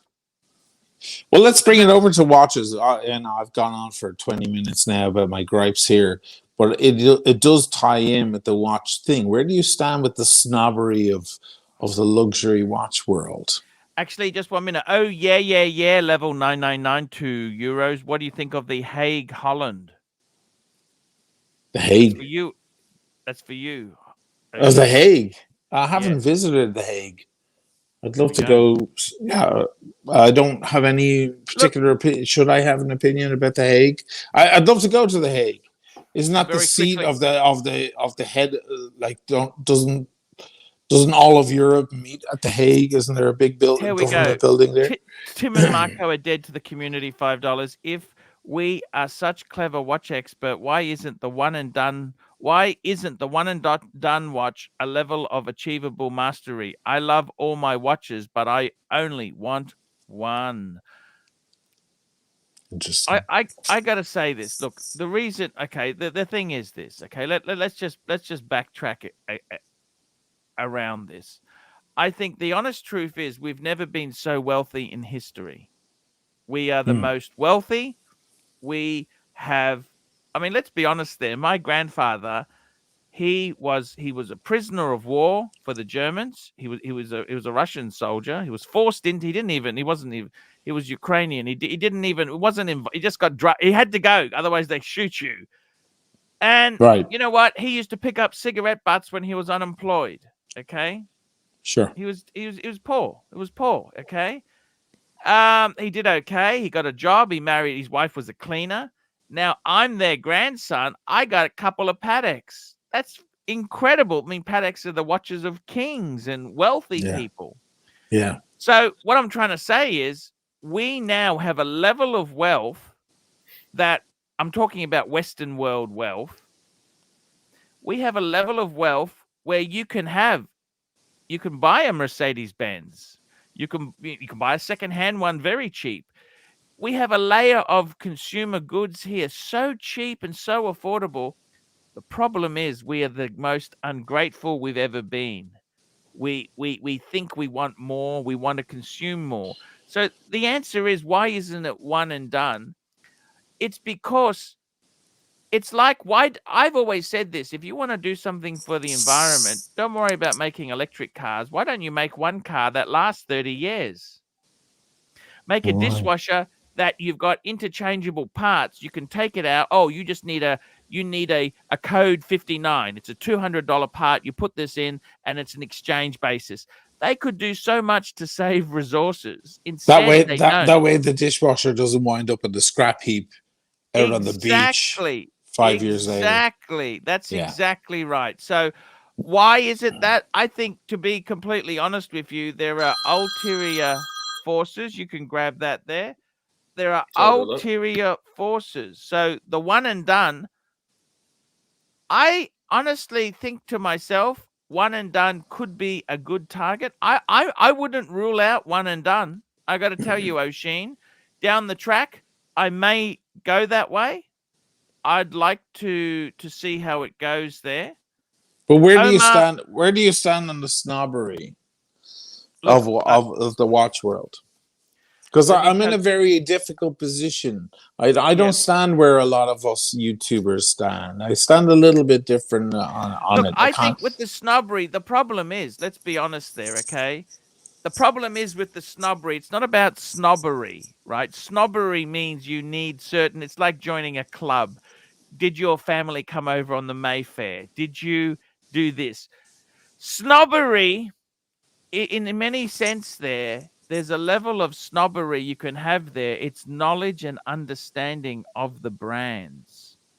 And There it is. I know somebody who has a lot of money. They want the look at me. They want the look at me, look at me. They want the platinum or the solid gold Rolex, the John Mayer. I want the John Mayer. I said, well, hang on a minute. Do you understand? If you're a real Patek enthusiast, see, this is what I have with the snobbery. You talk to new enthusiasts, they say, oh, I'd love to have a 5711. You know what? I remember when the 5711 was in the stores, I didn't think it was that great. I'd like to have a perpetual calendar, the classic one. So I think snobbery, my view is that the ones that are, I think humans are flawed, and I think whatever the crowd wants isn't necessarily the best. I would say that as far as snobbery goes, the knowledge you have there are some really good watches that show you're a watch enthusiast, which aren't necessarily mega bucks. Case in point is like a Reverso. That's a wonderful, beautiful piece. It's not ridiculous money, but it's just so beautiful. I think also things like a Lange 1. A Lange 1, you could buy an early Lange 1. Like Lange 1s came out when they refounded Lange in the 90s. You can get one of those. Okay, it's a lot of money, $20,000, but compare that to a Rolex Daytona, a steel Daytona, it's nothing. It's a relative bargain. So as far as snobbery goes, I'm all for it. The knowledge is important. And I think somebody who I get very cheesed off with people who go for the look at me, look at me, look at me watches. Like they do the same thing in cars. They want the look at me ones. But you say, hang on a minute. I got a lot of time for somebody who has, I tell you this now, a lot of cool people I know, they don't wear the solid gold or the 5711. That's the douchebag watches. Right. They will wear something. I got a good cool friend, Ronnie, Vintage Watch Co. He never says he's cool, but he's wearing an OP coral red. Nice. Okay. Now, that's bit. not, it's an Oyster Perpetual. I think they're overpriced, but it's not a Platona or a diamond studded. It's a very much it's not a look at me watch. It's it's cool, but it's not. People have these, you see these people who look at me. Let's put it this way. It's like a musician. You have a musician who has the best guitar, the best drums, or the best things. But at the end of the day, that's good to a certain extent. But can you bloody play? Because if you're lousy, it doesn't matter what the fuck. You can have a Stradivarius and sound like shit in the violin. True. You know what I mean? You've got to have some ability. So I would say myself, the snobbery, look, wherever there are people who don't know what they're doing, they're influenced by marketing and media, you're always going to have knowledge. The thing about this is when I say snobbery, it's not about how much money you spend. It's you can have a certain amount of money and it can tell me you're someone who really knows his watches. I'll give you 3 classic watches. I would say some sort of Reverso. I reckon that says, that's somebody who really loves. It's not a look at me watch, but it's just beautiful. I would say some sort of a Patek, just on a leather strap, even a white gold, just very simple. You could also say a Lange. You could substitute Lange there. You could also substitute a Vacheron, dress watch. Yeah. And thirdly, I would say in the Rolex lineup, I kind of think you're better off to, I think, classic sub, non-Cermet, non-Pepsi. Yeah. Just get the. When I Rugged, was rugged, buying, rugged when I stainless steel sports. Yeah. when I bought my Explorer, I actually used to buy the one that's not in fashion. I wanted the white because the black Yes. was the more expensive. Black was very cool at one stage. Now it's Mhm. flipped.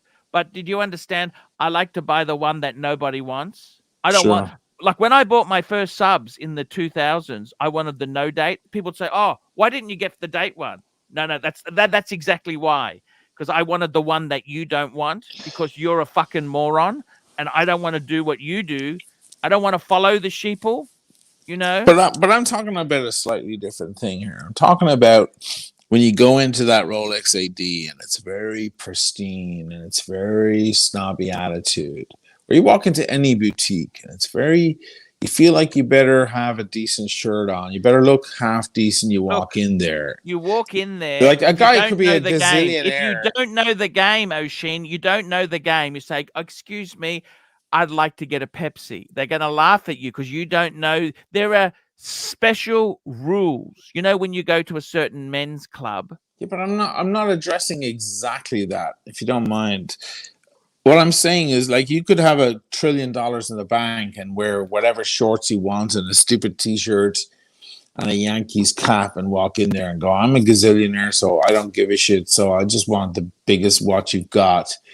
But for me, there's a nice feeling about putting on, not dressing up crazy, but just like dressing decent and walking into a building like that. When you walk in those doors into any boutique, and you sit down on that leather chair and you get shown watches and you buy a beautiful watch and they bring out the champagne or the 25-year-old scotch.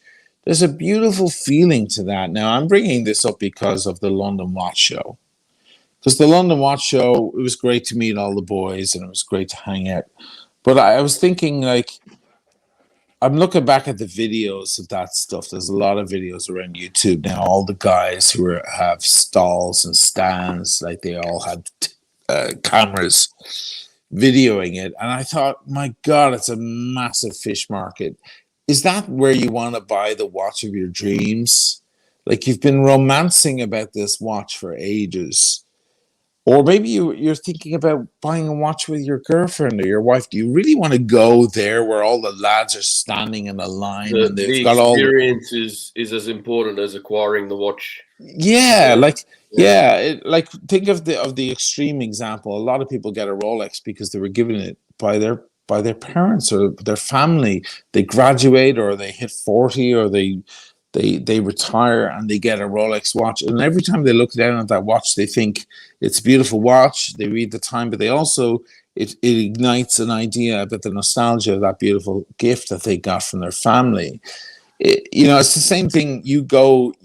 I've bought many pieces from the AD, and it's such a lovely experience.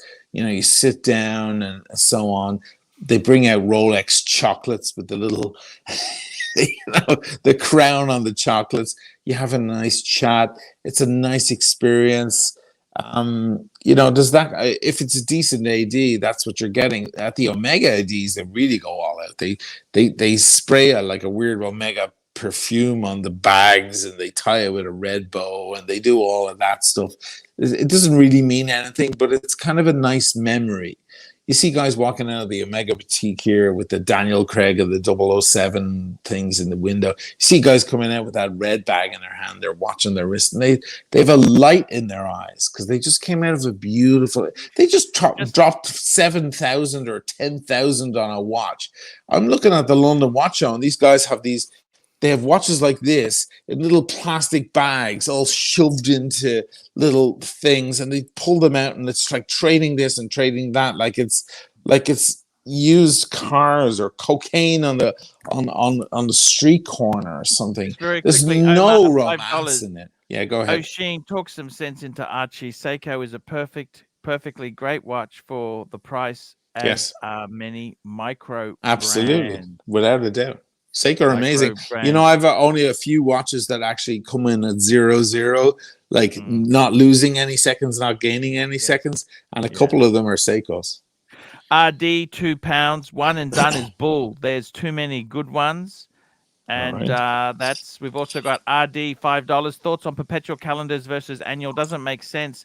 Perpetual lasting 100 plus years without adjustment if they need servicing every 5 years anyway. Well, you could probably stretch it a little bit more there, but yeah, I got to be honest with you there. It's just the degree. The thing about these wristwatches are like perpetual or annual calendars. It's all mathematics. They've worked out how to do the cogs, so it's all a beautiful display of mathematics. That's what it is. It's all someone's sat there and worked out if they had so many little niches. That's what it is. It's kind of it's an It's analog. geometry. It is exactly right. It's all these things, and that's what's amazing about it. And what's happened is over the years, the generations have added to it, added to it, added to it. You look at some of the watches we've got now, mechanical wise, tourbillons, flying double tourbillons, all this sort of shit, minute repeat. It's all mathematics and geometry and physics. It's It's amazing. amazing shite. Amazing. So look, none of this stuff is worth any of this money, to be completely frank and honest with you there. I've got to say this to you, the snobbery itself there, I look at it a bit different. I think the snobbery itself there, what really makes me disappointed is companies like Rolex, what they're doing is they got no hope. If they really wanted to sell these to locals, they would say, right, we need to prove that you're a local, and we will try and get you something for your 40th or for your 50th. But they make no attempt whatsoever. Basically, they give it to the VIPs. VIPs is a polite way of saying somebody who buys all the garbage. Spend big and you get what you want. And this is the unfair thing about this world we live in. It's whoever has the most money is right. I've had friends like this. Let me tell you this, Oshin. I've had friends who, they're in a certain net worth, and they've got a collection worth certain amount, and they can never be wrong because they got more money than me. What would I know? Just because I may be right, they can't be wrong because they got more money.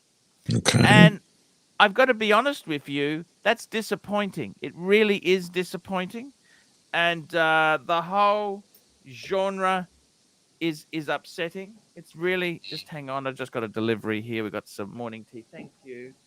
Got some croissants. Speaking of, because I just went down to the Venetian bakery there, got a coffee and some croissants. Didn't you just have exactly that an hour ago? You had a no a latte macchiato and 2 croissants. I saw you eating exactly. That was last show. What are you talking? You're funny, boy. Let me say this to you, Oshin. Snobbery. Let me tell you this. The problem is, Oshin, you can't walk into a dealer and get jack shit. There is nothing available.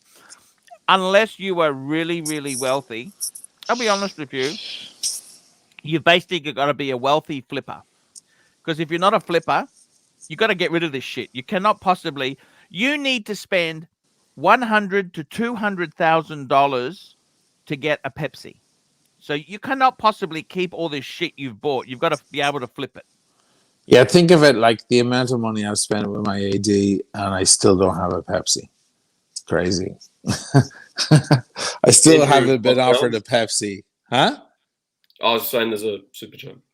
Oh, sorry. Andrew, £5. Oshin, are you disappointed with the experience you had at LWS? Do you like the AD experience? I agree. It should be more than a supermarket type queue. Look, it was a nice thing. It was nice to go and meet all the boys. But yeah, it is. Sorry, I've got to be honest. Other than meeting the guys from Zero West who are an actual brand, who were there as a brand, and meeting a couple of nice guys, making some new friends there, like Spencer Dryer and people like that. Seeing that market the way it goes is a little, it just lacks, I'm sorry, it lacks the romance. It takes a lot of the romance out of the watch experience for me, turns it into a used car dealership feel. You know, think of. I know it's one whole corner of the watch thing, and I recognize it, and I won't ignore it, and that's fine. But like, think of aviation, for example.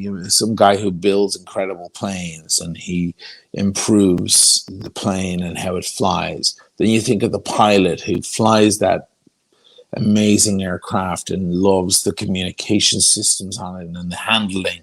And the guy who bought the plane who's sitting in the back, he's like, oh, this is beautiful. And then you have some guy who's like flipping planes. He's like, oh, I'll give you two G6s for a G7. That's the London Watch Show. It's all that guy. It's just the flipping and the thing, and there's no the zero romance in the horology. None of these guys really know what happens on the inside. They don't know who Galileo Galilei is and why the pendulum swings that way and how that turned into a bridge, system and so on. They don't know the history of Breguet. It's not. That's fine. That's just not their business. They're in a totally different side of it. But when I went to the London Watch Show, it was all that side. And there's so much more to the watch world. There are so many more facets to the watch world. To the watch spectrum is so wide. It was all that. It was all there, expanded. I was just surrounded by guys who were just flipping. Oh, I got this for $100,000, and I got this. And I was just like, I'm kind of a fish out of water. I feel weird. I just feel weird being here. I'll just grab this fun timepiece fund, $2. Buying Lux timepiece must be a pure class experience. Let me just say this to you, Oisin. What is luxury? What is luxury? And I think I've found what the perfect soundbite is. Okay, let me tell you. I won't tell you who said this. Luxury is that which can be repaired. Okay. Meaning, you buy something. So much stuff in the world today, like my Bosch dishwasher. Okay, the parts, it's not worth repairing it, so it needs to be scrapped. That's a consumable. Okay. Okay.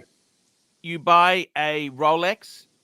Something happens, you drop it. Say you drop it, which is what usually happens. Yeah. You take it back to Rolex. They will service it, get it running again. Okay. I see what you mean. If you've got a petrol station watch, it's probably an ETA or some copy of an shitter type movement. It's not worth doing. Look at your chair, your furniture there. Okay. So see that chair, that white chair next to you. If that chair got, that one there. Say you broke it. You wouldn't get a furniture builder to actually fix the leg and tap it all in. It's hang on a minute, I can buy that chair for $199 at IKEA and summer discount, Yeah. Venice IKEA, the floating super tanker in the middle of the ocean. You go out there on a little gondola. They got a big super tanker where still only one way in, one way out though. Follow the arrows. Yeah. I got to tell you, it's like the movie. I don't know if you've seen the movie Crazy Rich Asians. I haven't seen that movie, actually. Okay, it's just Asian tackiness, and this just sums it up completely. They have a super tanker where they're having a party on the boat, and you think, you know what, this is just so tacky. Yeah. You know what I mean? Like, and this is the whole thing. I always like The Wolf of Wall Street. You remember that movie? Yes. They had no respect for the luxury goods. Like they broke that. He drove the Lamborghini drunk and he broke it. It was all. He had no respect for these beautifully made things. That's what was. Yes. I hated that movie because it doesn't matter how rich you are, you got to have respect. I may not like Lamborghini, but it's beautifully designed. You understand the story, the passion to it. It's not something you just treat like shit because, and this is the whole thing. I think the Chinese don't get it. Like the Chinese, they want the latest model. I like to look back on the previous model. The previous model this was version 1. You know who said that well, quote? now we're getting back slightly to the topic of snobbery again. Luxury is that which can be repaired. You know who said that? Who said that? What luxury house do you think said that? I don't know. So let me just say that again. Luxury is that which can be repaired. Hermes. Hermes. And that's exactly true. Interesting. You buy a beautiful handbag for, say, £10,000. If Yes. something goes wrong with it, you have an accident, you damage it, you can get it fixed. That is what Sure. luxury is. Yeah. And I think in many ways that's why watches are so special, because you can get it serviced. Diego I've M got a- is saying, is it snobbery to not want tourists visiting a tourist city? That's not snobbery. Wholly missed the point. Holy shit, missed the point. The point was not that the tourists can't come. The point is tourists trying to cheapen the experience and cut corners and leave trash on the street. That's the point. It's amazing, astounding to me how people. Let me say this to you. The point goes. The point. Can I tell you a point? Okay, this is. Yes. I'll give you. This is a. Okay, Mother in of Thailand. Yes. In Thailand, you have beautiful beaches and things like that, right? Guess what? The locals, they never pick anything up. They just put shit everywhere. It's not the tourists. The tourists are bad too. Yeah. Nice Johnny Walker Blue placement there. Look at this, Johnny Walker Blue. That's double black. Double black. Oh, double black. Wow. I like double black. Smoky. Yeah, double black's great. Yeah. So let me say this to you. The honest truth is, with as I was saying there, the honest truth is, with any of these luxury goods, they're moving. They're moving. We're in a mass-produced world now. We've never been so fortunate. So much stuff, but we don't know how to behave. In Thailand, it's not the tourists who don't behave. It's the locals who burn shit off. You think, you know what? We're on a beautiful beach and some fuckwit is burning their rubbish off. It's not a tourist. That is a shame. It's not the person. What we're saying is, it's not the tourist. It's the fact that the tourist doesn't know how to behave. Now, if it was a local who was burning shit off, you would be equally angry, saying, what, this fuckwit is burning shit off at the back of his building. What an asshole. It wouldn't be the tourist. It just so happens that this is the tourist who doesn't know how to behave. And this is the whole thing. In Thailand, it's the locals. They burn shit. You think, what a fucking bunch of idiots. They've got a most beautiful, pristine environment, and they burn their rubbish. For whatever fucking reason, they burn, you know. That's an example of, that's just not the way to behave. And I've got to be totally honest with you. It makes me angry. What makes me really angry is that people get too caught up on this stuff. You're not anti-tourist. You're anti-uncultured losers.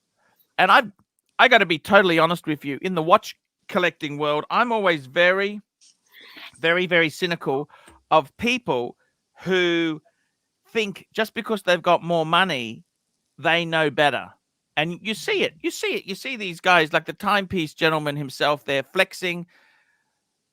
I think it's more, I'll be totally honest with you, Oisin. I actually decided, you know what? I looked at Rolex. What is it that makes sense to me? It's steel, sports, waterproof, automatic. That's the key ingredients. It's not to flex and to show off. And I think this is the key element. In Patek, it's precious metal on a leather strap, just very discreet. That's what I think is a Patek. Now, if some fuckwit thinks the 5711 is the greatest watch ever made and it's amazing, and the reason they really lust after one is because what everyone else wants. It's hard for me, I've got to say, that I'm in a conflict since I entered the watch world, which is only a couple of years ago, really. I'm in a conflict because for me, I'm finding it's hard to broach this subject without sounding like a complete asshole, right? But for me, the watch world it's high horology, it's luxury stuff. This is art. This is beautiful art. And to watch it kind of being overrun by all these characters who are all There's a lot of flippers and a lot of traders and a lot of dudes maybe with more money than culture. Can I say that? You know, the guys who are in there going, they don't know what the hell they have on their wrist, and they just have a shitload of money because they did well in business or whatever. It's just it's off-putting for me. It's like and somebody who goes into Amiga, they want to buy a Speedmaster, they end up buying a coaxial Speedmaster. They say, "Oh, I've got this," and you say, "Well, hang on a minute, you got the automatic one." Yeah, I don't want to wind it. I And don't they think I argue. don't think Omega has that problem, for the record. I don't No, but think they make an Omega. automatic I'm Speedmaster. an Omega fanboy. But first and foremost, that was what got me into watches. And if I ever get out of watches and just decide I'll have one watch, it'll probably be an Omega. Okay, if I leave this entire hobby, I'll walk away with one Omega on my wrist. I'm an Omega fanboy, diehard fanboy. But I have to say, the Omega guys are a pain in my tits. They're just they're the worst. The guys in the forums, and you know, they're the most studious, nerdy gang. The Rolex gang are much more laid back. But I don't think what I'm referring to. Sorry, go ahead with your super chat. Michael Detch, $5. Watch traders are the guys who keep the sewers flowing. Necessary work, but you don't invite them over for dinner after their shift at the sewer. Exactly. Yeah. That's true. It's messy. It's messy stuff. And there's a lot of dudes, you know, you see these rappers online and they have all these Richard meals for $1 million and stuff. And it kind of makes me, I go to bed feeling filthy, you know, like that. I'm in the watch world when these guys are the kings. These guys are the guys walking around with the most expensive watches. They have no idea what the geometry of a movement is.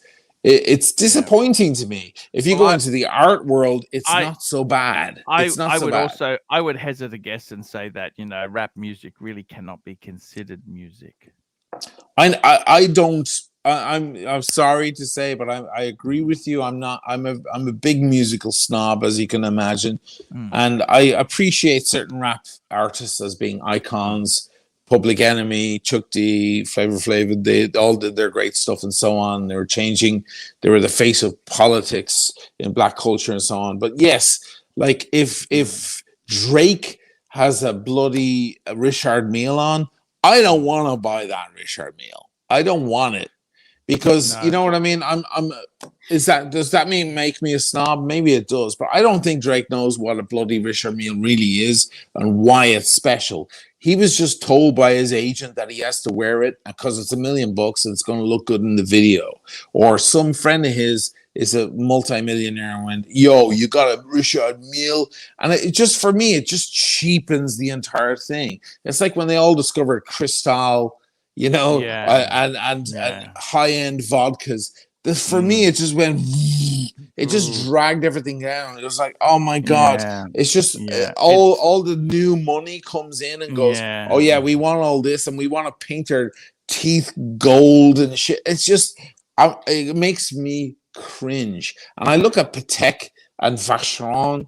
I mean, Patek are getting pulled down a little bit by that. Vacheron, not so much. They're keeping their nose above water. Vacheron's just as bad. Vacheron, they want the new models, the old models. I know they're going for the overseas, but even with the overseas sports, they're staying. I think they're keeping away. Rolex completely raped by this entire problem. Rolex have been destroyed by this entire thing. When I first got into the watch thing, I despised Rolex because to me, Rolex represents anybody with a Rolex on was a douchebag. That's the way I saw it. Now very I'm the big quickly, Rolex Toyota fanboy. Mose, $5. Hi, Arch, O'Sheen, and Timely. If you guys made 15,000 US overnight from crypto, what watch would you buy and why? I don't know. I don't know.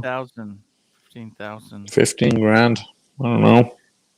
Maybe add a few bucks on and get a root beer. Still don't have a root beer. I love the root beer. I made a big video on it in Verona last year, and I still don't own one. I got to be honest with you.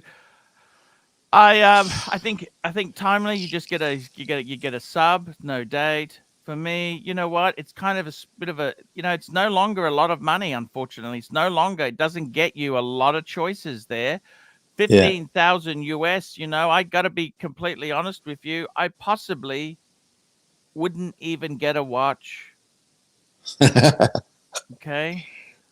I'd try and do some travel with it. I'd try and have experiences more than just the material goods there. I've got to be honest with you. Timepiece fun, $2.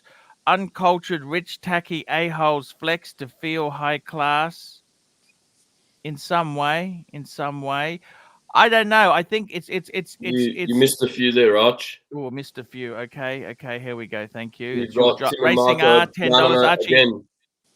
Tim and Marco Okay. dead to the community, Tim $5. and Marco are dead to the community, $5. Do this next time you watch Grey Dealer YouTube. Superimpose a Tangalis Bazia over some whatever you see. It will all Tangiers make sense. Bazaar. Tangiers Bazaar, Arch. Yeah, there we go. Okay. And we've got Racing R. Arch, your thoughts on the Seamaster Dive Ceramic Titanium Black 43 point. I got to tell you, I think Omega, the Omega that sings to me most at the moment is that new reissue Seamaster 300, that vintage retro looking thing. It's not cheap. With the lollipop? Yeah. Well, I'd probably go for non-lollipop because it's significantly I would go for cheaper. non-lollipop too. I'm not mad about the lollipop. But yeah. Yeah. And but the thing is, I got to say that watch is really cool. Yeah. The sad thing is, what's happening? I was just saying this before, Oshin. A lot of these brands, what they're doing is they're making their watches boutique. Omega is moving to the boutique model. They're pulling resellers. See, when you've got a lot of resellers who sell Omega, you can get price discount. They're trying to move the brand in a certain way. You got this. This is a horrible thing. Brand management. We're talking about experiences. You know, that fake. I got to be honest with you.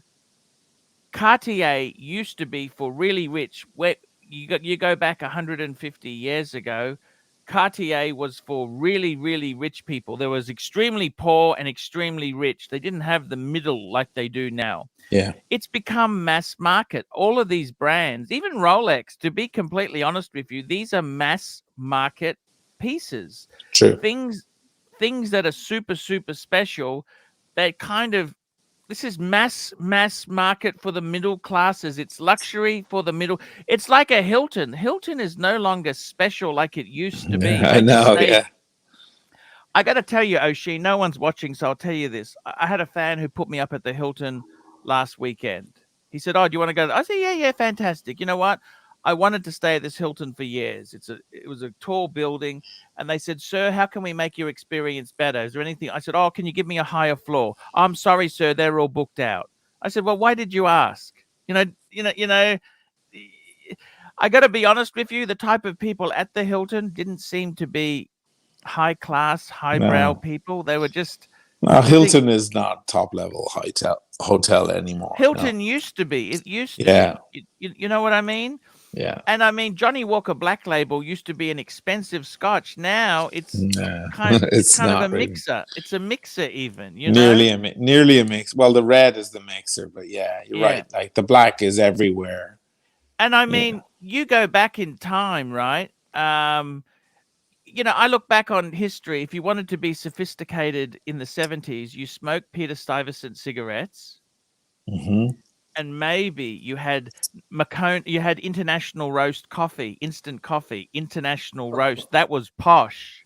Now you need to be a full barista, have a full, you know, it's no longer easy. Like what was once considered, you know, sourdough bread, that used to be so posh. Sourdough. Now you go to McDonald's, they give you a sourdough roll. You can order a sourdough with this. You know, it's for everything you lose, for everything you gain, you lose something.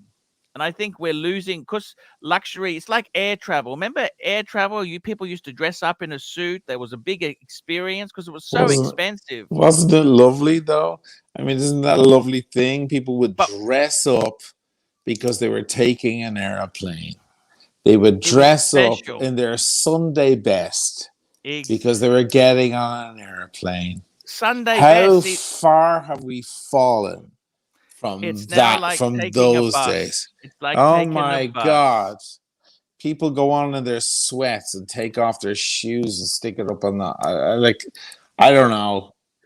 Yeah, it's all become we've separated. Now listen, I'm not into class separation.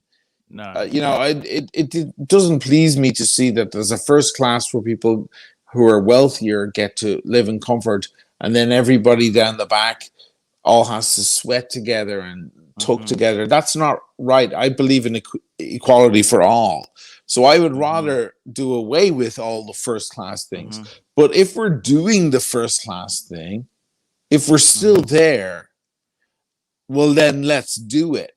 Like if you want to eradicate that, then that's fine. I'll be like, okay, I'll miss those luxuries that I worked hard to get. I come from a very, very poor family, and I was very struggling for years. I was homeless for 2 years in the streets of New York City. Around, I nothing was. You were a homosexual. Homosexual. I was a homosexual. Like, so I went through all of that stuff. There was no privilege there. Anything I have now, I worked tooth and nail for. But if I'm going to pay for the first class ticket, you bet your ass I want my caviar and I want my hot towels to wash my hands. And so I want all of that stuff. If you want to eradicate these class separations, then I'm all for it. That's great. Let's all be equal, and that's great. But while we're in the world of luxury watches, please make it luxury. Please do that. Make that difference. You know what that's a huge difference. You know what was egalitarian in air travel, bud? What was that? Concorde. Oh, the Concorde. Yeah, I wish I flew on that thing. Yeah. Bright Blue Comet, $2 for 15,000. You can get a Rolex non-ceramic Pepsi. Yeah, but it's probably been fucked with. It's probably been fucked with. That's the problem. There's so much deviates out there. That's what concerns me, is the level of deviates. Vince Fine Arts, $5. Toyota Mo, we have Warhols for 15,000. VinceFineArts.com. Great. Warhols, yeah. I'd buy a Warhol. All right, gentlemen. I'm considering buying an Iowa See you Way. later. Timely, you're off. Yeah, I've got a jet. I've got a meeting I've got to get to. So no worries, man. Love you. Take it easy, brother. Thank you. Take it easy. Again. See you guys. Great seeing you, man. I got to tell you, O'Sheen, the thing that gets me down most is the way that people don't know how to behave anymore. You know, like we've got a young crowd. They will buy a book. Listen to this. Tell me what you think of this. They bought a book. He didn't like the book, so he sent it back for a refund. Would you ever heard of such thing after he's read it? No, that's not right. The problem is this world we live in, right? The customer is always right. Remember, after World War II, we had rationing. There was rationing. So you were lucky to get supplies. Then we had such excess in the 70s and 80s and 90s. We had discounting and the customer became so right. Now we're in a point in time where your stinky, filthy money doesn't necessarily buy you the respect you think it deserves. See, you go into Rolex, you want to buy a Submariner for a normal person. It's impossible. You've got to know the Rolex game. You've got to know the game. It's like going into Hermes. Like, it's funny, my wife is actually scared to go to Hermes. She's, unless we're buying something to buy, I don't want to go in there. And this is the thing. Many uncouth people will just jump in there, waste the sales assistant's time and buy absolutely nothing. This is the world we've been reduced to, O'Sheen. It's absolutely appalling. And you know what? We want to all fly EasyJet. We want to fly EasyJet. We want to take as much luggage. Have you ever seen with these discount airlines, because you got the weight problems, you know? Oh my God, they're my nightmare. Like here in Europe, we have a thing called Ryanair. Yes. And Ryanair is like they're offering flights from Dublin to Brussels for €9, or Dublin to LHR for €1. Of course, you have to pay all this tax after that. Yes. And then, of course, they trick you, because if your bag goes even a kilo overweight, it's $90 they're hitting you with. So Yep. it's a complete scam. But that whole thing, it just brought out for me, and everyone's gonna hate. Watch the comments just become like a tirade of we hate Oshi now. But it just brought out all the creatures who were just like, we thought we couldn't afford to travel, and now we can. And I'm like, oh my god, we're all going to pay for this now because you have 36 books in your pocket and you think you can go and see Paris. Okay, you can. Yes. Technically, but everyone else is going to pay for it because you're going to sit on the steps of the the Sacré-Cœur, and you're going to eat a pizza and leave the box on the street and so on. And it's going to lower the level of all of that stuff. It's like, please, don't do that. Like Ryanair was like, it was the beginning of the end. Cheap flights. It just attracted out all this crowd who really had no business going on these holidays in the first place. They're not really seeing the city. You know where They're these people used to go, the don't city. you? You know where these people used to go, don't you? No. They used to go to Butlins camp. They go to Right. Butlins camp. Yeah, we had it in Ireland too. We had Butlins. Yeah, Butlins. Yeah. Yes. No, I mean, I went to Butlins when I was a kid. We were a very poor family. I went to Butlins when I was a kid too. Yeah, sure. There's a place we would go to caravan parks when we were kids.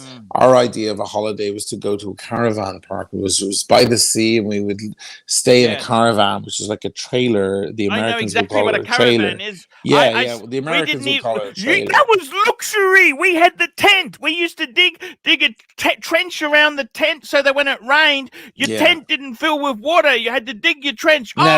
Now, can you imagine in the caravan? Can you imagine back in those days? That was the early 80s. I remember watching Live Aid on a little black and white TV in a caravan because that was it was 1985, 86. Yeah.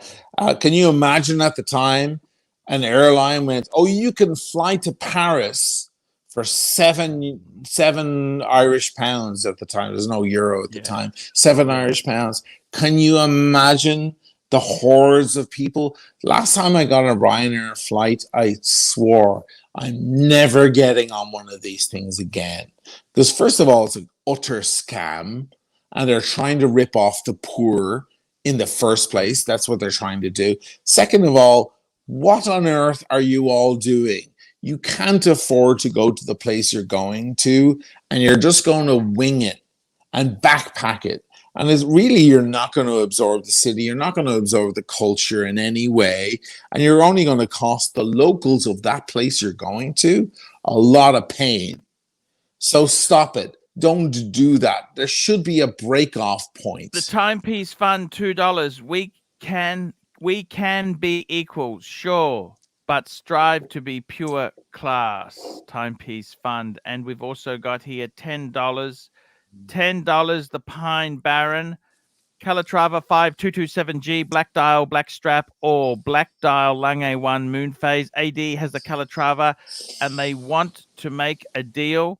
Look, I'd say the Lange, personally, the Lange Moon Phase is incredible. I'm a paddock man. I love my paddocks. I think the Lange Moon Phase is incredible. Yeah. Is it the same price? You haven't mentioned there. Is it the same price?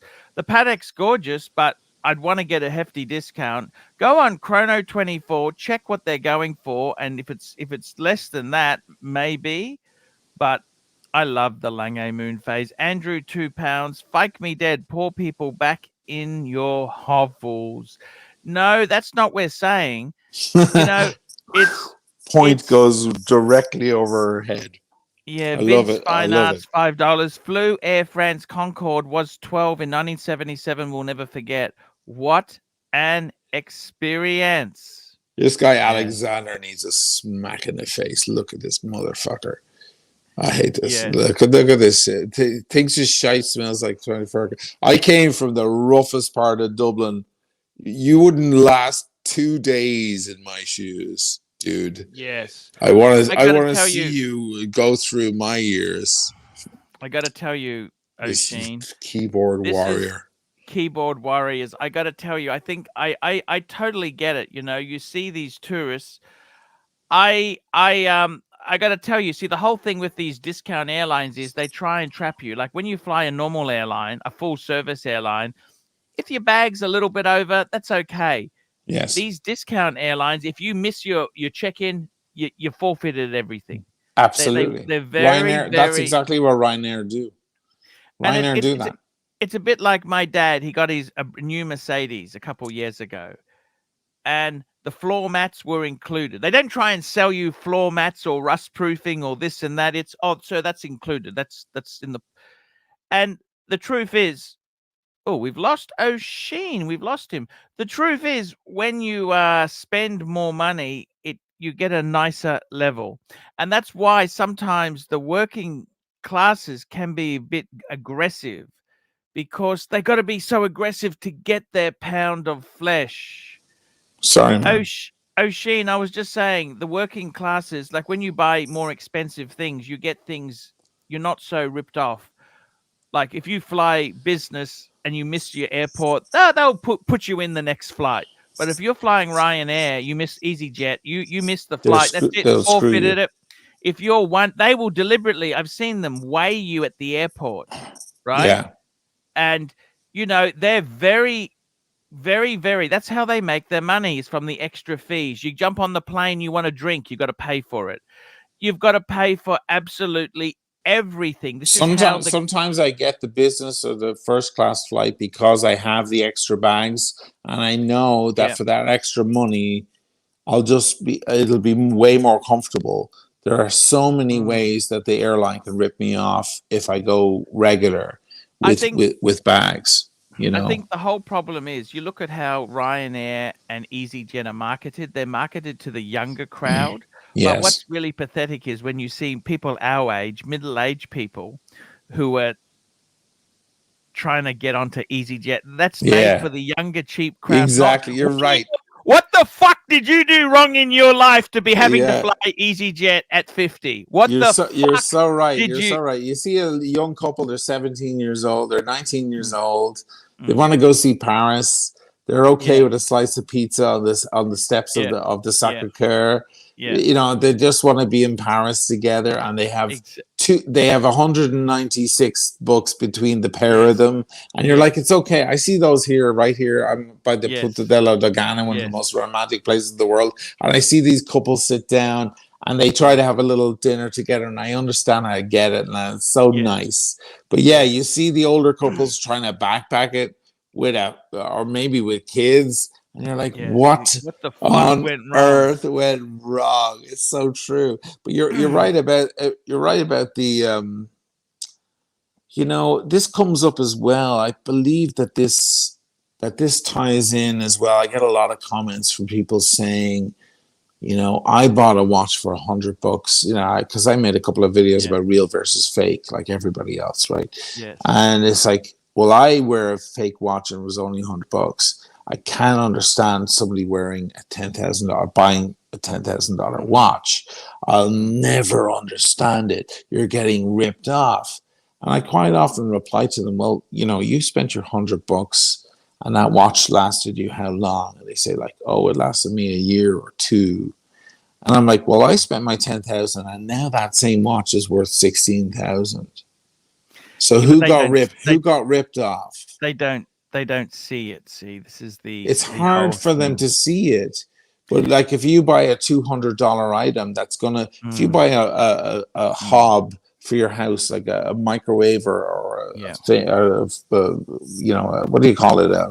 Whatever, a cooker, as we'd say in Ireland years ago, right? For your house, and you spend $200, that thing is going to last you so long, and then it's going to fall apart.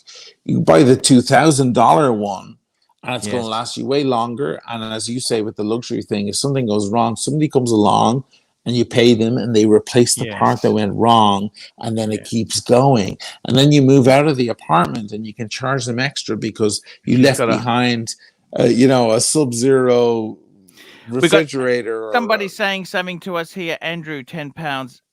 Alexander is speaking the truth, and O'Sheen, you've clearly forgot where you came from. Arch, if you don't stop the poor bashing, I'll never be back on your channel. and I'm not poor. Wait, this is not poor bashing. Stop. I think you have see, manners don't cost anything. Manners Amazing. and how to behave never Amazing. cost anything. It's Amazing. I've got to be completely honest with you there. I don't think we're poor bashing in the least. Actually, we're defending the poor. We're telling the poor not to get ripped off by Ryanair because your bag is 1 kilo overweight and they're going to hit you with a €100 fine for that. The funny thing is this. Stay home. Let me say this to you about the poor. The poor tends to be very aggressive. Like when you are wealthier, you can afford to be nicer. Yes. When you're poor, right? Like I'll just give you an example. When you're poor, the immigrants who are coming into the country, you get very angry at them because those guys could steal your job. They'll work harder for less money than you, your unskilled job. But when you're richer, you've got this lady who does the cleaning for you and she's foreign. Well, you're suddenly, she's a nice lady because she's being, your world is nicer. When you're at a higher level, the world can be nicer to you. When you go to Mercedes-Benz, everything's a rip-off. Okay, you could buy a Cavalier for what you can get an E-Class for. But the thing is, it's the extras that you get a certain level of respect and niceness into it. The problem is when you go for the Ryanair special, the type of person who goes there, you go there once, you get busted. Oh, I was 1 kilo over, or I was this, or I was that. Absolutely no compassion, no feeling. And that's why often, I don't know if you remember this, the working class. See, in England, this is even the working class, the great unwashed working class. I don't know if you remember this. Many years ago, you had a lot of gentlemen that walk around with big canes, like a stick, walking stick. Why did they have that? You know why they had Pirates Pro 179 Bourdain. Let me come back to that. Sorry, go ahead. Yes, I was just going to say, you know why the gentleman walked around with walking sticks is so when the vloggers came, they could belt the shit out of them when they tried to rob them. That's why they had canes.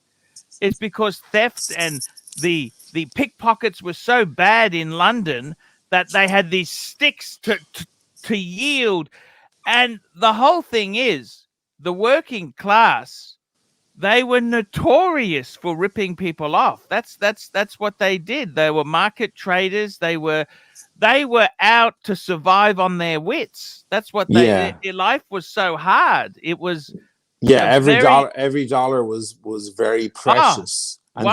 therefore was worth fighting over. They had to fight. The ego from Venice, $5. Your ego is out of control, O'Sheen, but you make the show fun. Justice for Alexander.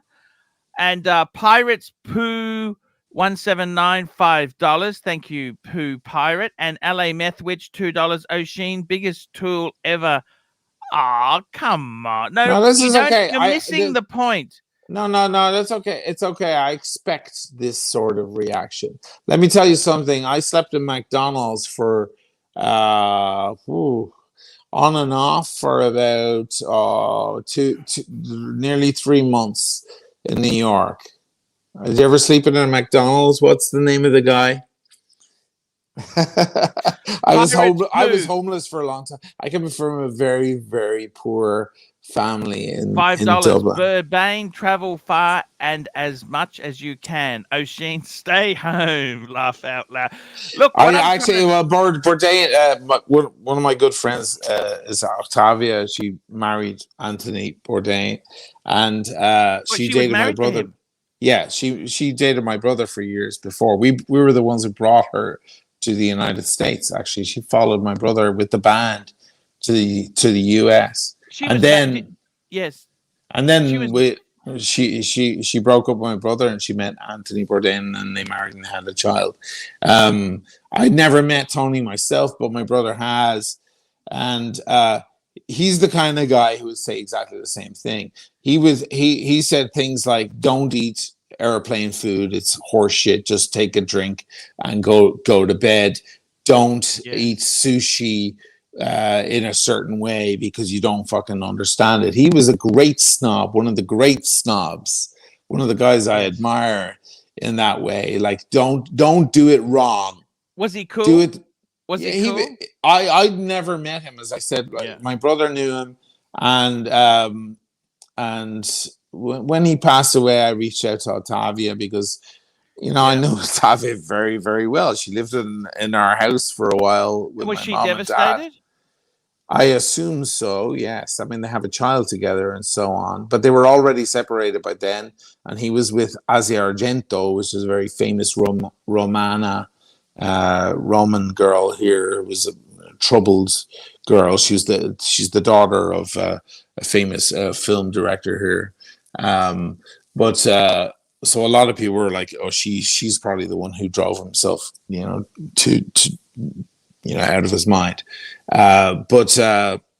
Yeah, like Bourdain was the classic dude to say, if you're gonna if you're gonna have sushi, have good sushi. Otherwise, don't have sushi. Please don't have cheap, like airport sushi or sushi you find in a garage station on the N95. Don't do it because you're gonna get sick. Leave it alone. Have a fucking hot dog and have sushi later when you can have it well, which is exactly what I'm saying. But are these guys going to understand it? Toyota Mo, $10. Arch, these people are totally missing the point you and Oshin are trying to make. Also, if someone ever tells you I'll leave and never come back, I usually ask them which door they want to leave from. Also, Yeah. you should tell them it's not an airport. You don't need to announce your departure. And I got to tell you, Anthony, I loved his. He had a lot of struggles in his life as well. Yes. He wasn't from. He had a lot of demons. Yeah. He had a pretty bad drug addiction for a long time, which He was was a heroin addict. Yeah. Yeah.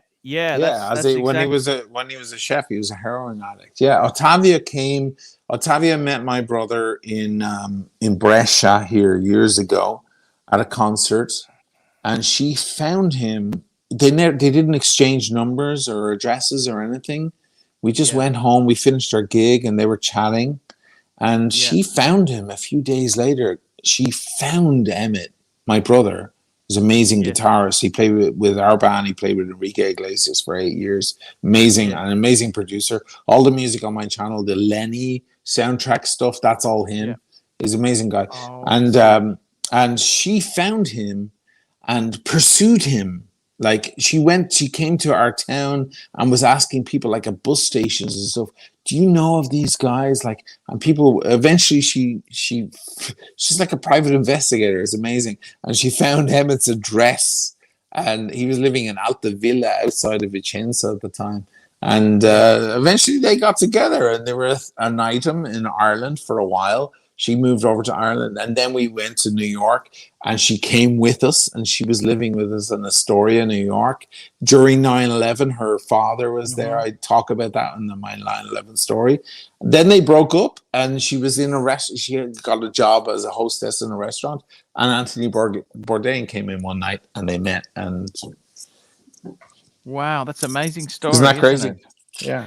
Andrew, £2. Oshin becoming the next Gerald Ratner in one show. Gerald Ratner. Who's that guy? Is that? Who's Gerald Ratner? Yeah, I'm not exactly. Let me look up Ratner. He's a British businessman and motivational speaker, formerly chief executive this guy. major British jewelry company. So why would I be him? Is that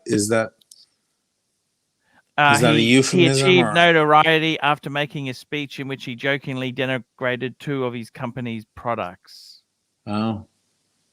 Yes, that was probably not the best career maybe move. not He a good described, comparison. although widely regarded as tacky, the shops and their wares are nevertheless extremely popular with the public. Oh. We do also cut glass sherry decanters complete with 6 glasses on a silver-plated tray that your butler can serve drinks on, all for £4.95. People say, how can you sell this for such a low price? I say because it's total crap. Oh yeah. He was, yeah. He was. Look, I think the world can be very unforgiving. It can be a very unforgiving place there. You've got to realize this here. Michael Dish, $5. One nice thing about being older, I've been every type of jackass discussed here. Rich to poor. There we go. And we've got Ronnie Paul, $5. Word is Octavia was being shared amongst some MMA fighters. Led to the breakup with First of Tony. all, her name doesn't have a C in it. It's not Octavia. It's Octavia. 2 T's. Octavia. Yeah, she got very into MMA, and Tony followed her, tried to appease her in that. I don't know. I haven't spoke to her in a while. I know my brother spoke to her after the tragedy. Well, that's sad stuff. What can I say? I have nothing to say about that stuff. Yeah. I don't know anything about it. I don't know anything. Yeah, exactly. I got to tell you that the thing is, you know, I think the problem is in the past these items were out of sound, reach. man.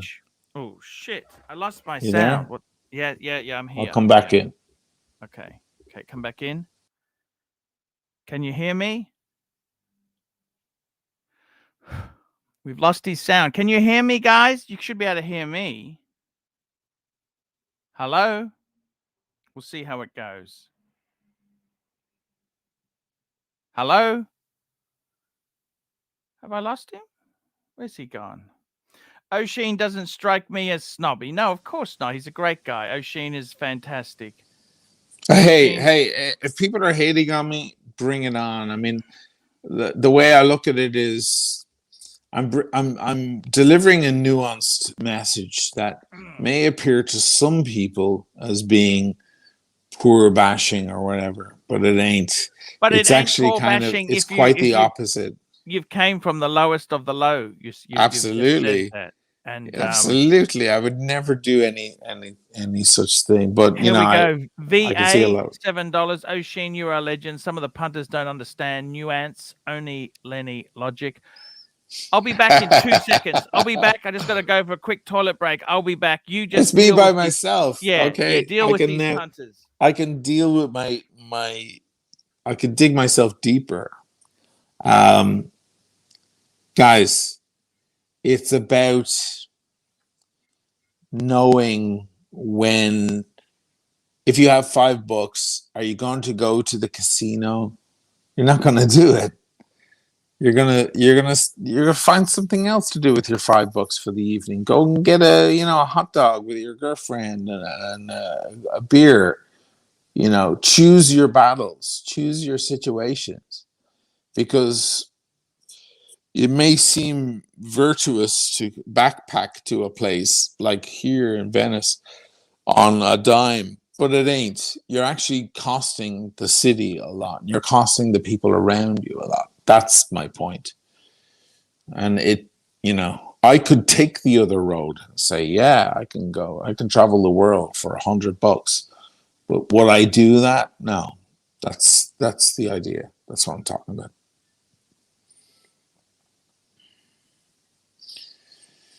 Iris Toe 179. I'm only messing with you, mate. All right, brother. Look, I'm not taking too much of this to heart. It's all right. Some alcoholic talk right there. Everything I say is alcoholic. Every word that comes out of my mouth on my channel is because I'm clearly a drinker. So you can't insult me in that manner. That's almost complimenting me. Tutto bene, Archie, Mr. Perpetual.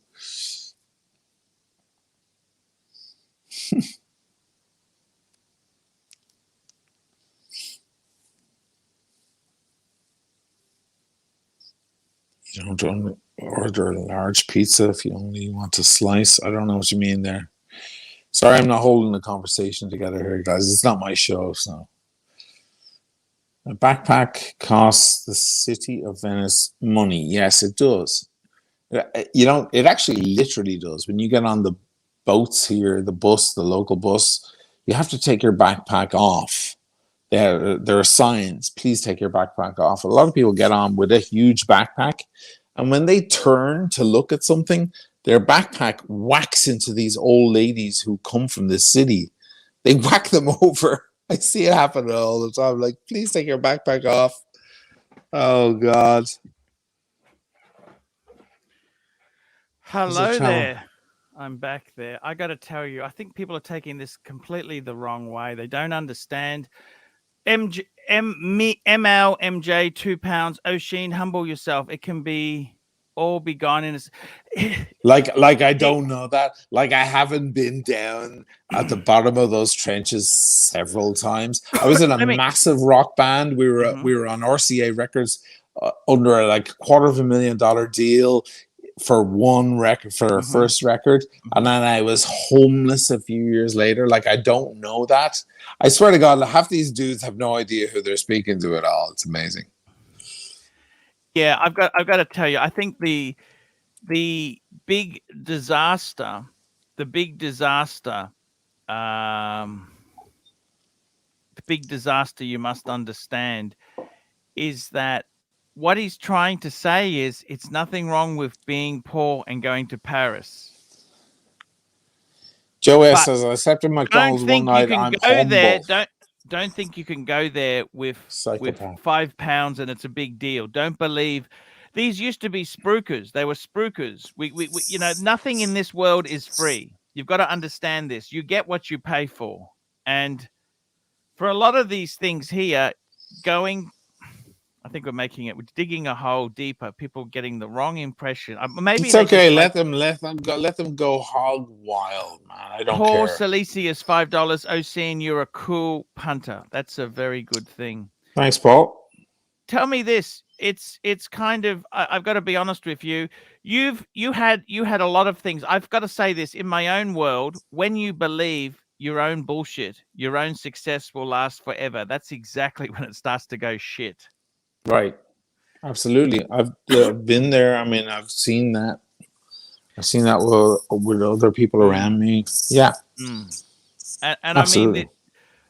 I mean, this world we live in is very fickle. There is no justice or fairness. It can be extremely fickle. LA Meth Witch, $2. Does O'Sheen have a mute button? Age-old question. And we got Bear Clooney in the chat. Hello, Bear. Arr! We've got the bear in the house. O'Sheen, tell me this. You've got to learn. See, why don't they have rules, etiquette books, how to behave in a Rolex AD? We should, me and you could write a book there, O'Sheen. Sure. How to behave when buying a luxury timepiece. And how to politely negotiate a discount, how to politely go on a wait list that doesn't exist, how to politely, we should have things there. I know people who are, how people who are real assholes, and people who are real softies, but really nice, smart people. And I know these guys, they're three brothers. They're really nice guys. And the truth is they don't have enough asshole in them to negotiate a good discount. Yeah.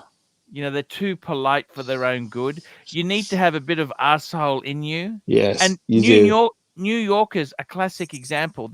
People say they're aggressive, but that's how they survive. There's so many people in New York. Unless you stand up for your rights, you'll get walked all over.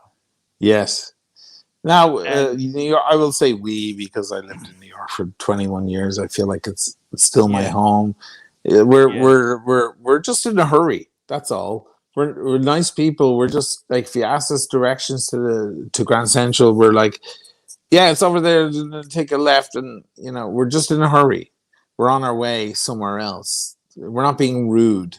Whereas in the South, maybe someone would stop and have a chat and ask who you are. New Yorkers get a bad rap for that shit because they're just in a hurry. They're going to give you the then they're going to walk away. But yeah, So tell me this: how did you find Octavio? Did you find her a nice lady? Is she how is Lovely. she? She was great. She studied dentistry. She's from Yes, Desenzano, which is yes, right by Lago di Garda, the Garda yes. Lake here. And yeah, very smart girl, very interesting How long girl. was she Very, with your brother? I think about 2.5 years, something like that. That's a fairly Yeah, long relationship. yeah. We lived we had a big apartment, 3 bedrooms in Astoria, and it was a Yeah, large wedding room, like with the yeah, big bed, and that was theirs. And I had my hmm room, and the singer had his room, smaller rooms. yeah, Yeah, she was fun. She's a very smart girl, very interesting girl. yeah, yeah. It's kind of. Was Anthony Bourdain was he famous when she got to know him He or? was becoming famous. He Yeah, became more famous after they got together. yeah, And yeah, by the time they had their kid, he was pretty well known. My bro went over to bring to bring Otavia a gift for the birth of their child and so on. He met Tony yes. then, but yeah, he that was kind of on his upward slope there, and he became I super see. super famous like Because maybe a year or two he after. was kind of he had some depression issues and some that it's It would kind of seem so. Yeah, I yeah mean, look what happened yeah in the end. it's a tragedy. Yeah. Paul Silesius, $5. People listen and learn. Tell me this: you've met a few famous people in your time, without naming them, because that'd be just sleazy. Do you think they've got a special aura to them? Celebrities, this kind of they've got a quality to them. Um, in some cases, yeah, you meet people and you go, God, yeah, I can see how. I remember Steve Jobs, just to bring him up because it was 10 years since he died yesterday, and I was a bit nostalgic about that because I'm a big Yes, tech guy, yes, and Steve Jobs is a flawed guy for sure. He yes, had a lot of ego and yes. stuff like that, but God damn it, when he was alive, tech was really interesting, wasn't it? Like every time there was an Apple Yeah. keynote there in San Francisco, we all waited with bated breath to see what he would say, and his presentations Mm. were so great. Um, but I looking at a never guy like realized that, you were such a big player in the computer industry. yeah, You I'm a huge into that. But yeah, but I yeah. remember him saying that he in some interview that he thought that he would either wind up in jail or be a success. And I Yeah. thought to Steve myself, though, that that is true Steve for an interesting character like that. He's such a yeah. wild, interesting character, and he wants to create his own world. That he's either going to get in trouble Mm. or he's going to be a Mm. success. It's one Did or you the ever other. meet him? Did you ever meet him? No, no, no. No. I was No. just talking about one of my best friends last night, who I'm going to Yeah. start a podcast with soon. And Yes. he met him in New York City when they opened that store, the first Apple store on Prince Street. Oh, I I'll see. I'll Gotcha. never forget it. I was there for that opening as well. It was Yes. amazing. Yeah. CB $20. Viva Ocean and Viva No, Venezuela. Venezia, Venice. That's Venecia. Venice. Venezia, and it's in Italian. I went Venezia. to a state school. Please excuse. I went to very lower working class Although a better school. way of saying it, CB, would have been Viva la Serenissima, which is what they call it here, the Serenis, the Uh, ultra serene. That's what they call this Omar, place. $5. Oshin, regardless of what anyone thinks, you saved us from what was going to be a very boring stream. You were talking dishwashers before you showed up. Fike me dead. Yes, I've got a bad appliances can be very, very annoying. Fantastic. 1872, £5. Arch, what's your thoughts on the PAM 656 47 mil? I got to be honest with you. A lot of PAMs, I find PAMs the best when they are simple, manual wind, simple Yeah. PAMs. I think that's the best PAM. People over analyze things, I once had this girlfriend, and I would say to her, "Stop thinking too much. Stop. Just enjoy the moment. Yeah. Enjoy the moment. Stop thinking too much. Always thinking. Slow down." So this Pam here, 47 mil. What the hell is this? Look at this thing. It's got the equation. Look at this thing here. What the hell is this? It's a GMT. Oof. Nice though. I like a Palm with a GMT. Yeah, I got to be honest with you. It's not really it looks a bit confused. A little bit confused. Blue or brown? Which one would you go for? Probably the Brown. blue. I would go Ooh, for the blue. The blue. Okay. Looks a little heavy, too chunky, maybe. I'm with you. I'll go with the old 210, like the wire lugs and stuff. This is the post 1950 one with the actual lugs instead of wire lugs, right? So this here has hours, minutes, small seconds, date, month, equation of time, and power reserve. That's a very busy sort of watch there. But $50. Look at this. Blessed are the meek, they shall inherit the earth. Night Osheen, God bless. £50. Thank you. Thanks, Andrew. So much. What a legend. You are today's legend. Absolute legend. $50. That's nice. 50, not $50, £50. Yeah, £50. That's like $70. $70, yeah. Yeah, that's a lot of money. And we got Patrick Philippe, $20. Guys, Osheen is incredible bassist, pianist, and overall musician. Much respect.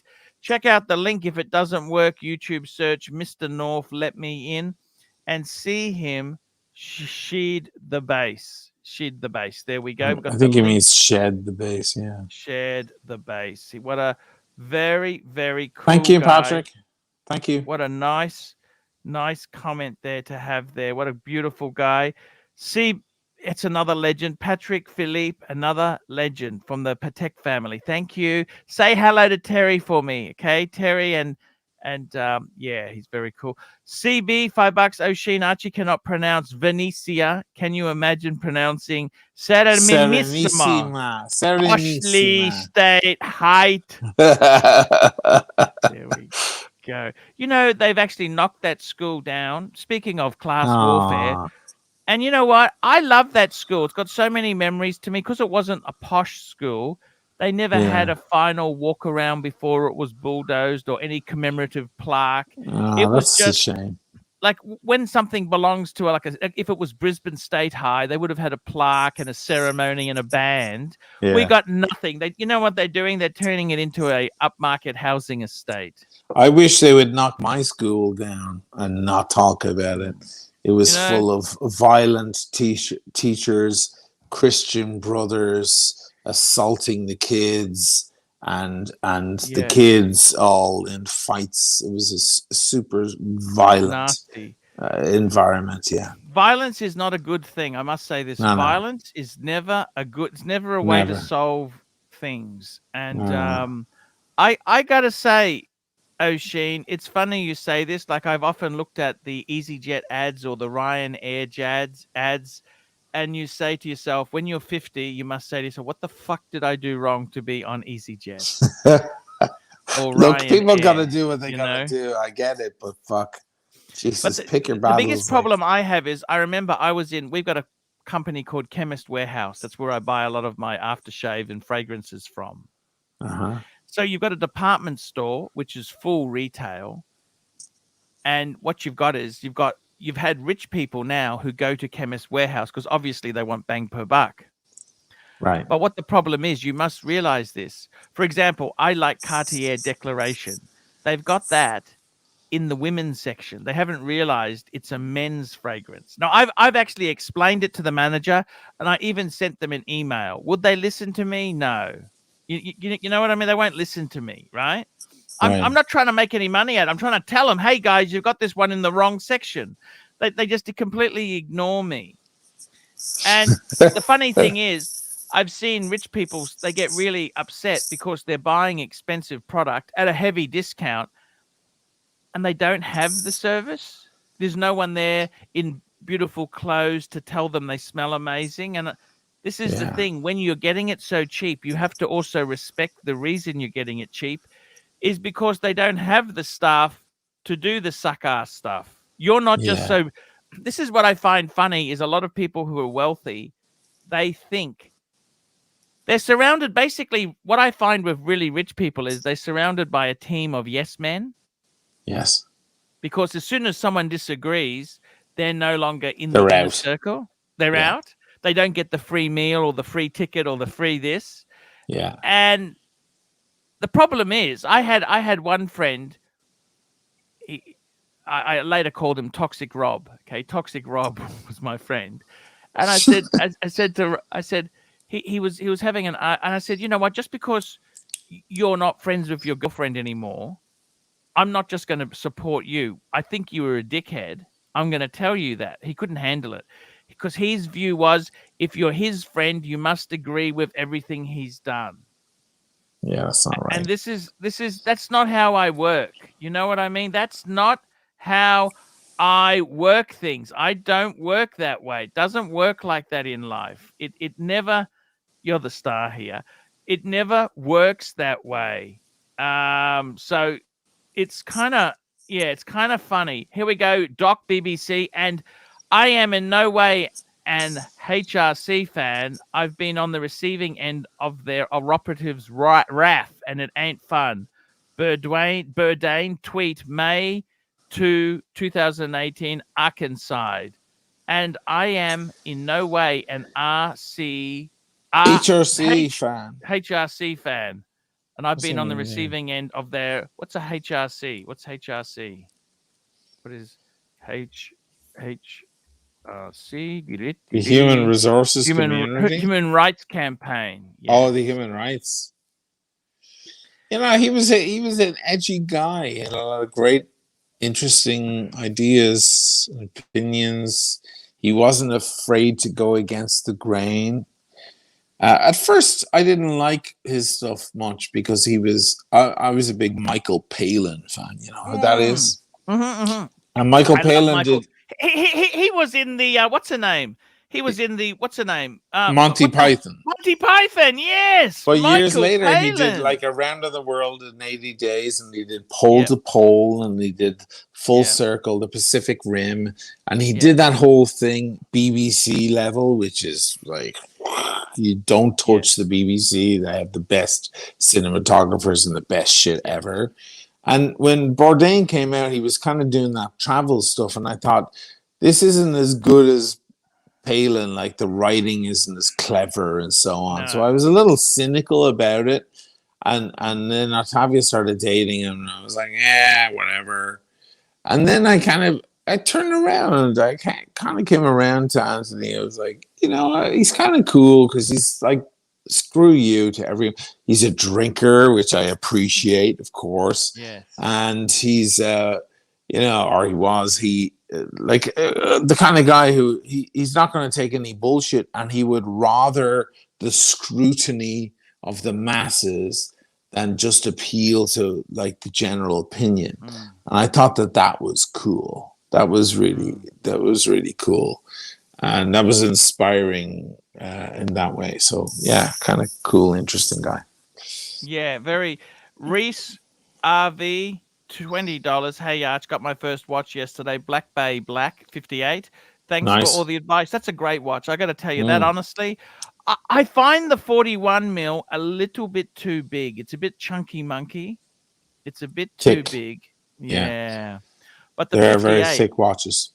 I think is a very nice way to go there.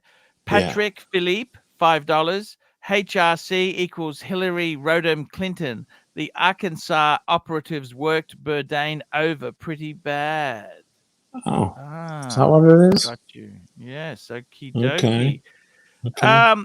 I got to tell you, the thing is, you've got to be individual. I think too many people.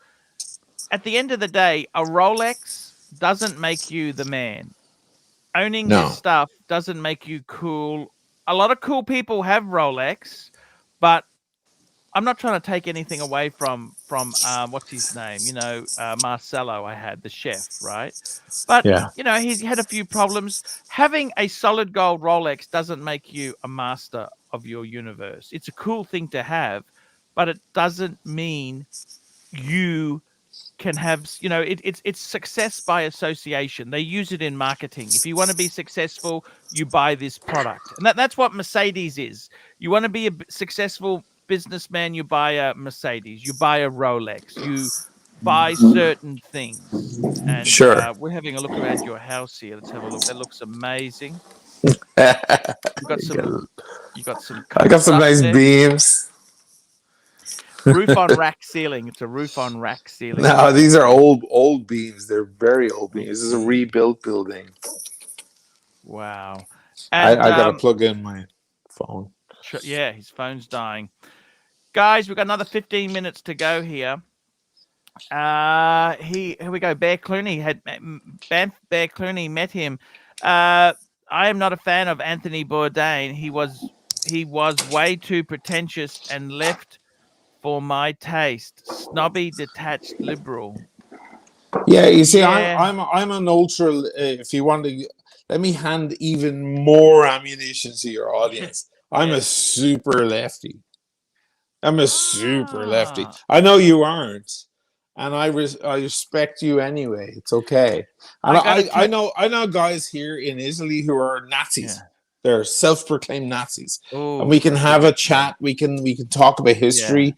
We can talk about our favorite bands. Yeah. We can talk about watches. Sure, we can talk about anything. I'm not gonna keep it off politics. But yeah, I'm a super mega lefty. huge lefty. It's okay. Look, so now your audience are gonna be like, I'm actually swinging. I was a swinging vote. I'm swinging. I've belonged to both political parties in my country. I hate both of them equally as much. And I just find, I was a lefty. I did believe in their Kool-Aid, and when I got into trouble myself, their rules only apply to issues they like. They've got an answer. I become cynical in my older age. I've become very cynical, and I must admit I do like a political system. I think the best political system is the democracy, which you have some sense of able to change governments. I don't think dictatorships or despots really work terribly well. Right. That's one thing I will say. But I think you've got to, you got to allow freedom of thought and speech, and it'd be very boring if everyone thought the same thing. But I've got to say, in the watch, here we go, Pine Barren, $10. It's not the left versus right. It's us versus them. Pine. Excellent. Barren. Love that. Yes. Love that. Yes. Sounds like Roger Waters. I gotta say, in all honesty, you don't need to have a lot of money to be very cultured and have experienced wonderful things.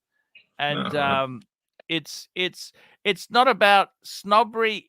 Is different to money. Money is a different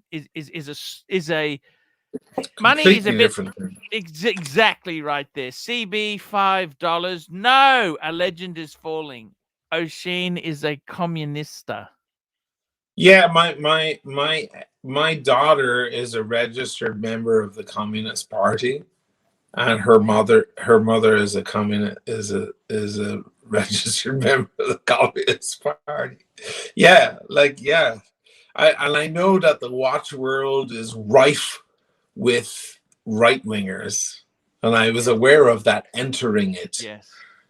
But Jesus Christ, my sword is so big. Take me on. Just take me on if you want. Like, I don't talk about politics on my channel, but like, I'll walk into a minefield if you want me to. I'll do it. And that's the way I am with this stuff. I also have, as I said, just because it's a lot, as the previous guy said there, it's us versus them. A lot of a lot of people on one side don't have much to do with the other side. They rarely meet a person on the other side, right? So they it's an us versus them. It's the guys on the other side of the wall kind of thing. Whereas I don't have that disability. I have friends on all sides. I've guys. I know a lot of military in the United States. I know a lot of members of the United States military who are very right wing, but we still have good conversations and we still find common ground. I know Nazis here, self-proclaimed fascists and Nazis here in Italy, but we still find common ground where we can actually understand why, you know, these guys think the World War II was nothing to do with anything, that it's all to do with banking and all of this stuff. Like they have all these interesting ideas, you know, all this stuff. I understand. I don't have any issue. Take me on, man. Like it's all right. Yes. Here we go. You know, RD, £5, fell asleep for a while there. What's O'Sheen's favorite paddock and favorite AP? Good question. What's your favorite paddock? Calatrava, and the 15400, the AP 15400. That's a nice watch. That's a classic, right? It's the classic. Yes. It is. It's a beautiful. Before the offshore shit got bluey really gray big. dial. Bluey gray dial. That bluey gray sort of dial. Yeah, the classic. Pine Barren, $10. We've got 9 minutes to go before we're wrapping up. $10. O'Sheen, I have a glass of Bushmill 16 with a splash of water. Yes. Do you fancy a bit of this Protestant whiskey now and then? Yeah, because Bushmills is in the north of Ireland, but that's actually where whiskey began. It was actually a Protestant thing, believe it or not. It started in Protestant Ireland in the north. And that's the origin of whiskey. That goes back 1,000 years. That predates Scotland and certainly all the other ryes and bourbons and so on, obviously. Bushmills is the original whiskey. It's still a great whiskey. Omar, $5. A young man who is a conservative has no heart. An old man who is a liberal has no brain. Winston Churchill. Interesting idea. I love it. That's funny that because I was left wing as a youngster, realized how wrong they are and went right. Actually, I joined the Labour Party. Let me tell you this: I joined the Labour Party to get girls, right? And they were all bloody lesbians, or screwing the local members, right? And I joined the Conservatives, and I got offered my first experience from a lady, and I didn't know how to handle. I was so uncool, but that's why I've been a staunch conservative, had respect for the Conservatives for so long. And Dennis K, $2.79. Real leftists don't drink $400 bottles of wine. Well, yeah, that's true. I agree. I got a CB, $5. I guess we have found the detonator between Tim and O'Sheen. Both commie with Rolexes. There we go. Yeah, it's fun. It amuses me to see how the right see us. It's a window into their mind. I'm like, wow. It's like staring into a There was actually in Australia, there's a famous radio commentator called Philip Adams. He's famous. He's about 80-year-old guy now. He still runs a radio program. He was very famous. He was in some of the Australian famous movies in the 70s. He was a huge Gough Whitlam fan. Anyhow, he's also a breguet. He collects watches. He collects a lot of shit. He's actually got an original mummy, a mummy coffin. He's got anyhow, I won't go into that. And he said his type of communism is everybody would have a breguet. Interesting. You know, so, or everyone would have he had a Ferrari as well at one stage. He said, my type of communism, everyone would have a Ferrari. It's sort of, but look, it is oxymoron, I think. It is a bit there, but I got to tell you, O'Sheen, it's been an absolute pleasure to have you on the show there, man. You've toned it. I was in a bad mood. The dishwasher broke down. Well, it works. It just doesn't pump hot water through there. Okay. Okay, so it's a Oh bit, shit. yeah, it's a bosh. You can talk to your friends about that. Riz, $5. Thank you so much there, Riz. Thank you. I've got to tell you, CB there, CB at Bear, is it true that Castro and stole them at the Che Rolex? And Guevara. yes, that's that terrorist, but he wore a GMT, stole them at yeah, very interesting indeed there. I got to tell you guys, it's a fascinating thing. This world we live in is the funny thing is, a lot of the wealthy people can be left wing. It's what's happening in my country. A lot of the wealthy people are more left wing. The conservatives have got a very sort of poorer. It's not the traditional voters. It's very much Well, that's changed. how it rolls in the United States. That the poorer people vote right wing in most cases. Yeah. Yes. And the kind of not the affluent, but the middle class, certainly the intellectuals and the educated and so on, vote left wing. It's a contradiction that's almost comical. You're voting for the poor are voting for people who are literally gonna fuck them. It's amazing. Exactly. But yeah, it's a whole other conversation. Yes. I just want to go I out. come from Ireland, where we're all Yes. Democrats, social democrats, just different shades of social democrat.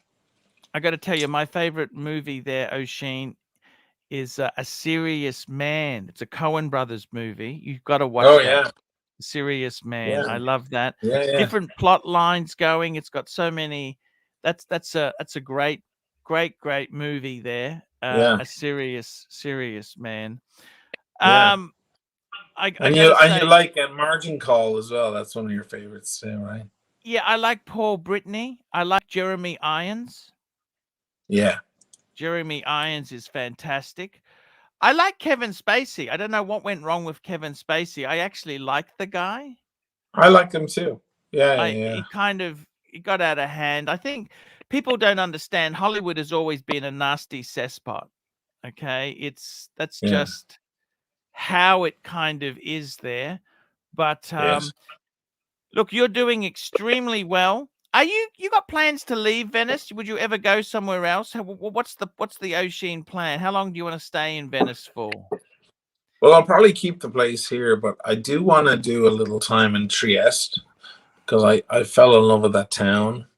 What I would do is next time, O'Sheen, take some photos of the pizza boxes on the steps and say thank you to all our wonderful tourists who came to our town and support our city. With the photos, I have video of the news yesterday, so I'll do it. I'll put it on Instagram and say exactly that. The Pine Barren, $10. How about the original Wall Street movie with Michael Douglas? Look, the problem is with Wall Street, I got to tell you, honestly, most people don't get charged for white-collar crime. Okay, they honestly don't get into big trouble for white-collar crimes that they spoke of there. It was very very idealistic. I love the Lewinsky Method. That's with Michael Douglas in the Lewinsky Method. That's on Netflix. I really love that series. That's a great series. I haven't watched that. Yeah, it's a good series, that. And I'm a huge Larry David fan. I like. Me too. That's a great series. Larry Curb Your David. Enthusiasm, all that Curb stuff. Your Enthusiasm. Exactly. That show's been going so long, and it's a cool program. Guys, I'm going to wrap this up. We've had some great timepiece fun, $5. Politics and religion are man-made. Like all things man-made, they are riddled with flaws. Civilization survives by making it better. Work in progress. Look, you know what? It's nice to have different views people on. I got sympathies to both sides of politics, and I can understand the ideology, but people get so stead in their ways they never go on the other side. But I think you've got to see that both sides can be flawed. It becomes a sport. And to be honest with you, what you find is with a lot of these politicians, the biggest enemy is in their own party. It's not the opposition. Their biggest Sure. enemies, they're in their own team. Especially And the Dems. Especially the Dems. The left is full of that. Yeah. They're exactly. not unite. They're not unite. No. No, They're it's all human nitpicking. nature. They're They're Omega all fans. They're Omega guys. They're all nitpickers. exactly. Whereas the right is Exactly. like Rolex. They're all just fucking happy to have a Rolex. Yes, that's exactly it. What time is it in Venice now? It is 4 a.m. That means Holy my shit! So bedtime. you would go to bed? Yeah, I'll go to bed. Yeah. What time do you wake up? I will probably wake up at 6:30 and then do some stuff and then fall asleep again at like 10 a.m. and sleep till noon. I have terrible sleep habits. Yes. Like Look, it's the a pleasure worst. to have you on. I got to tell you, that's an amazing thing to have you on. We love you on. We really do love you on. And it's great to chat. I like to chat. You know, it's not always just the watches, it's the arts and the social commentary. I got to tell you, this is exactly how I feel myself. Like I went to the park with my wife. We went to the beach and this dog did this horrible fucking turd right next to our bunny rug, our blanket. And I said to the guy, hey, I think your dog made a mess here. And he said, oh, no, it wasn't my dog. And I just seen this dog shit. That. You know, it just irritated me. But what I'm trying to say is that it's just irritates me. And this is the same thing with the pizza boxes. It's not the fact that if it was the locals doing it, you would have called the locals out, wouldn't you? Yes. And this is the whole thing. And I do sometimes. Sometimes they leave their dogs, you know, their dogs do their business around here, and that's very unusual for Italy. But sometimes some of the locals do that. And I call them out, and you see people leaving signs up and stuff. My issue isn't. Yeah, I won't repeat it again. I'm just saying. Yeah. Like yeah, there's no virtue in going on a budget holiday. Someone's paying. Someone's paying. That's what I'm trying to say. Okay. Yes. Bring the kids to the mountains. Bring them camping. You know, bring them out to the. You want to bring your dog? Bring them to the outdoors. The dog isn't going to do anything in Venice. There's nowhere to run and play and enjoy. You know what I mean? No, so don't do it. That's exactly it. It's Doc BBC $2. Dems deleted 200,000 NYC Bernie votes in 2016. Cheat. Well, yeah, they went against Bernie. It was terrible. Because Bernie is not even really a Dem. He's outside of that. The Dems are right wing. The right are extreme right wing. Who was the British Labour leader under Thatcher? Neil, what was his name? Under Thatcher. Yeah. It's a good the question. Labour leader, a unionist, Neil something. Yeah, Neil I can't remember. That's a very good question. Okay, I saw him on Parkinson, right? You remember Parkinson? Yeah. And he was, I don't, Neil Kennett, was it Kennett or something like that? Anyhow, it doesn't matter. But he said, I went to America, and he went to Texas, and this Texan said, he goes, the Labour Party, that's like our Democrats. And Neil Kennett goes, no, where Labour is like your communists. Yeah. There's no left. There's no left in America. I mean, I was there for 21 years. Exactly. There's right and extreme right. Exactly. I tend to agree with you because the Democrats, the thing that I find hilarious is that Trump, for as much as these Democrats hated Trump, you know, he was actually the original. He's been a Democrat all his life. Yeah, you know all that. His life. He always was a Democrat. His father was a Democrat, and yes. he went to Clinton's wedding. Okay, the Clintons, he went to their wedding. Yes. They hate his guts so much, but he really has been a Democrat. He always said, we know Trump very well. I know members of the Trump family. I've actually spent time with members of the Trump family, and we know Trump very well in New York. Trump was he was always a Democrat for the longest time, and the whole family. And he was actually quoted, you can find it easily. He quoted saying, "But if I ever ran in politics, I would be a Republican because they're so stupid they'll believe everything I said." That's totally what he said. He was like, "I'll run Republican because they're dumber." That's what he totally said. The guy's amazing. I have a lot of respect for him in certain ways because it's like, wow, there is no filter on your mouth, dude. You'll fucking say whatever the hell you want to say. It's amazing. And I think it was a bit off that Twitter did ban him, but you know, I mean, come on, that's just. You know, I'm all him for a free martyr. speech. It's made him a martyr, but this is the silly thing. Yeah, there's a sick side to it. It's like the guys are like, you see, it's all the leftist conspiracy working again. It gave him fuel. It's like, oh Jesus Christ. Can't you guys go back to fucking like whatever hunting or whatever the fuck you do in the hills? Jesus Christ. That's exactly it. Okay, guys, wrapping up. See you tomorrow. Love yous all. Take it easy. Take it care, guys. Love. Take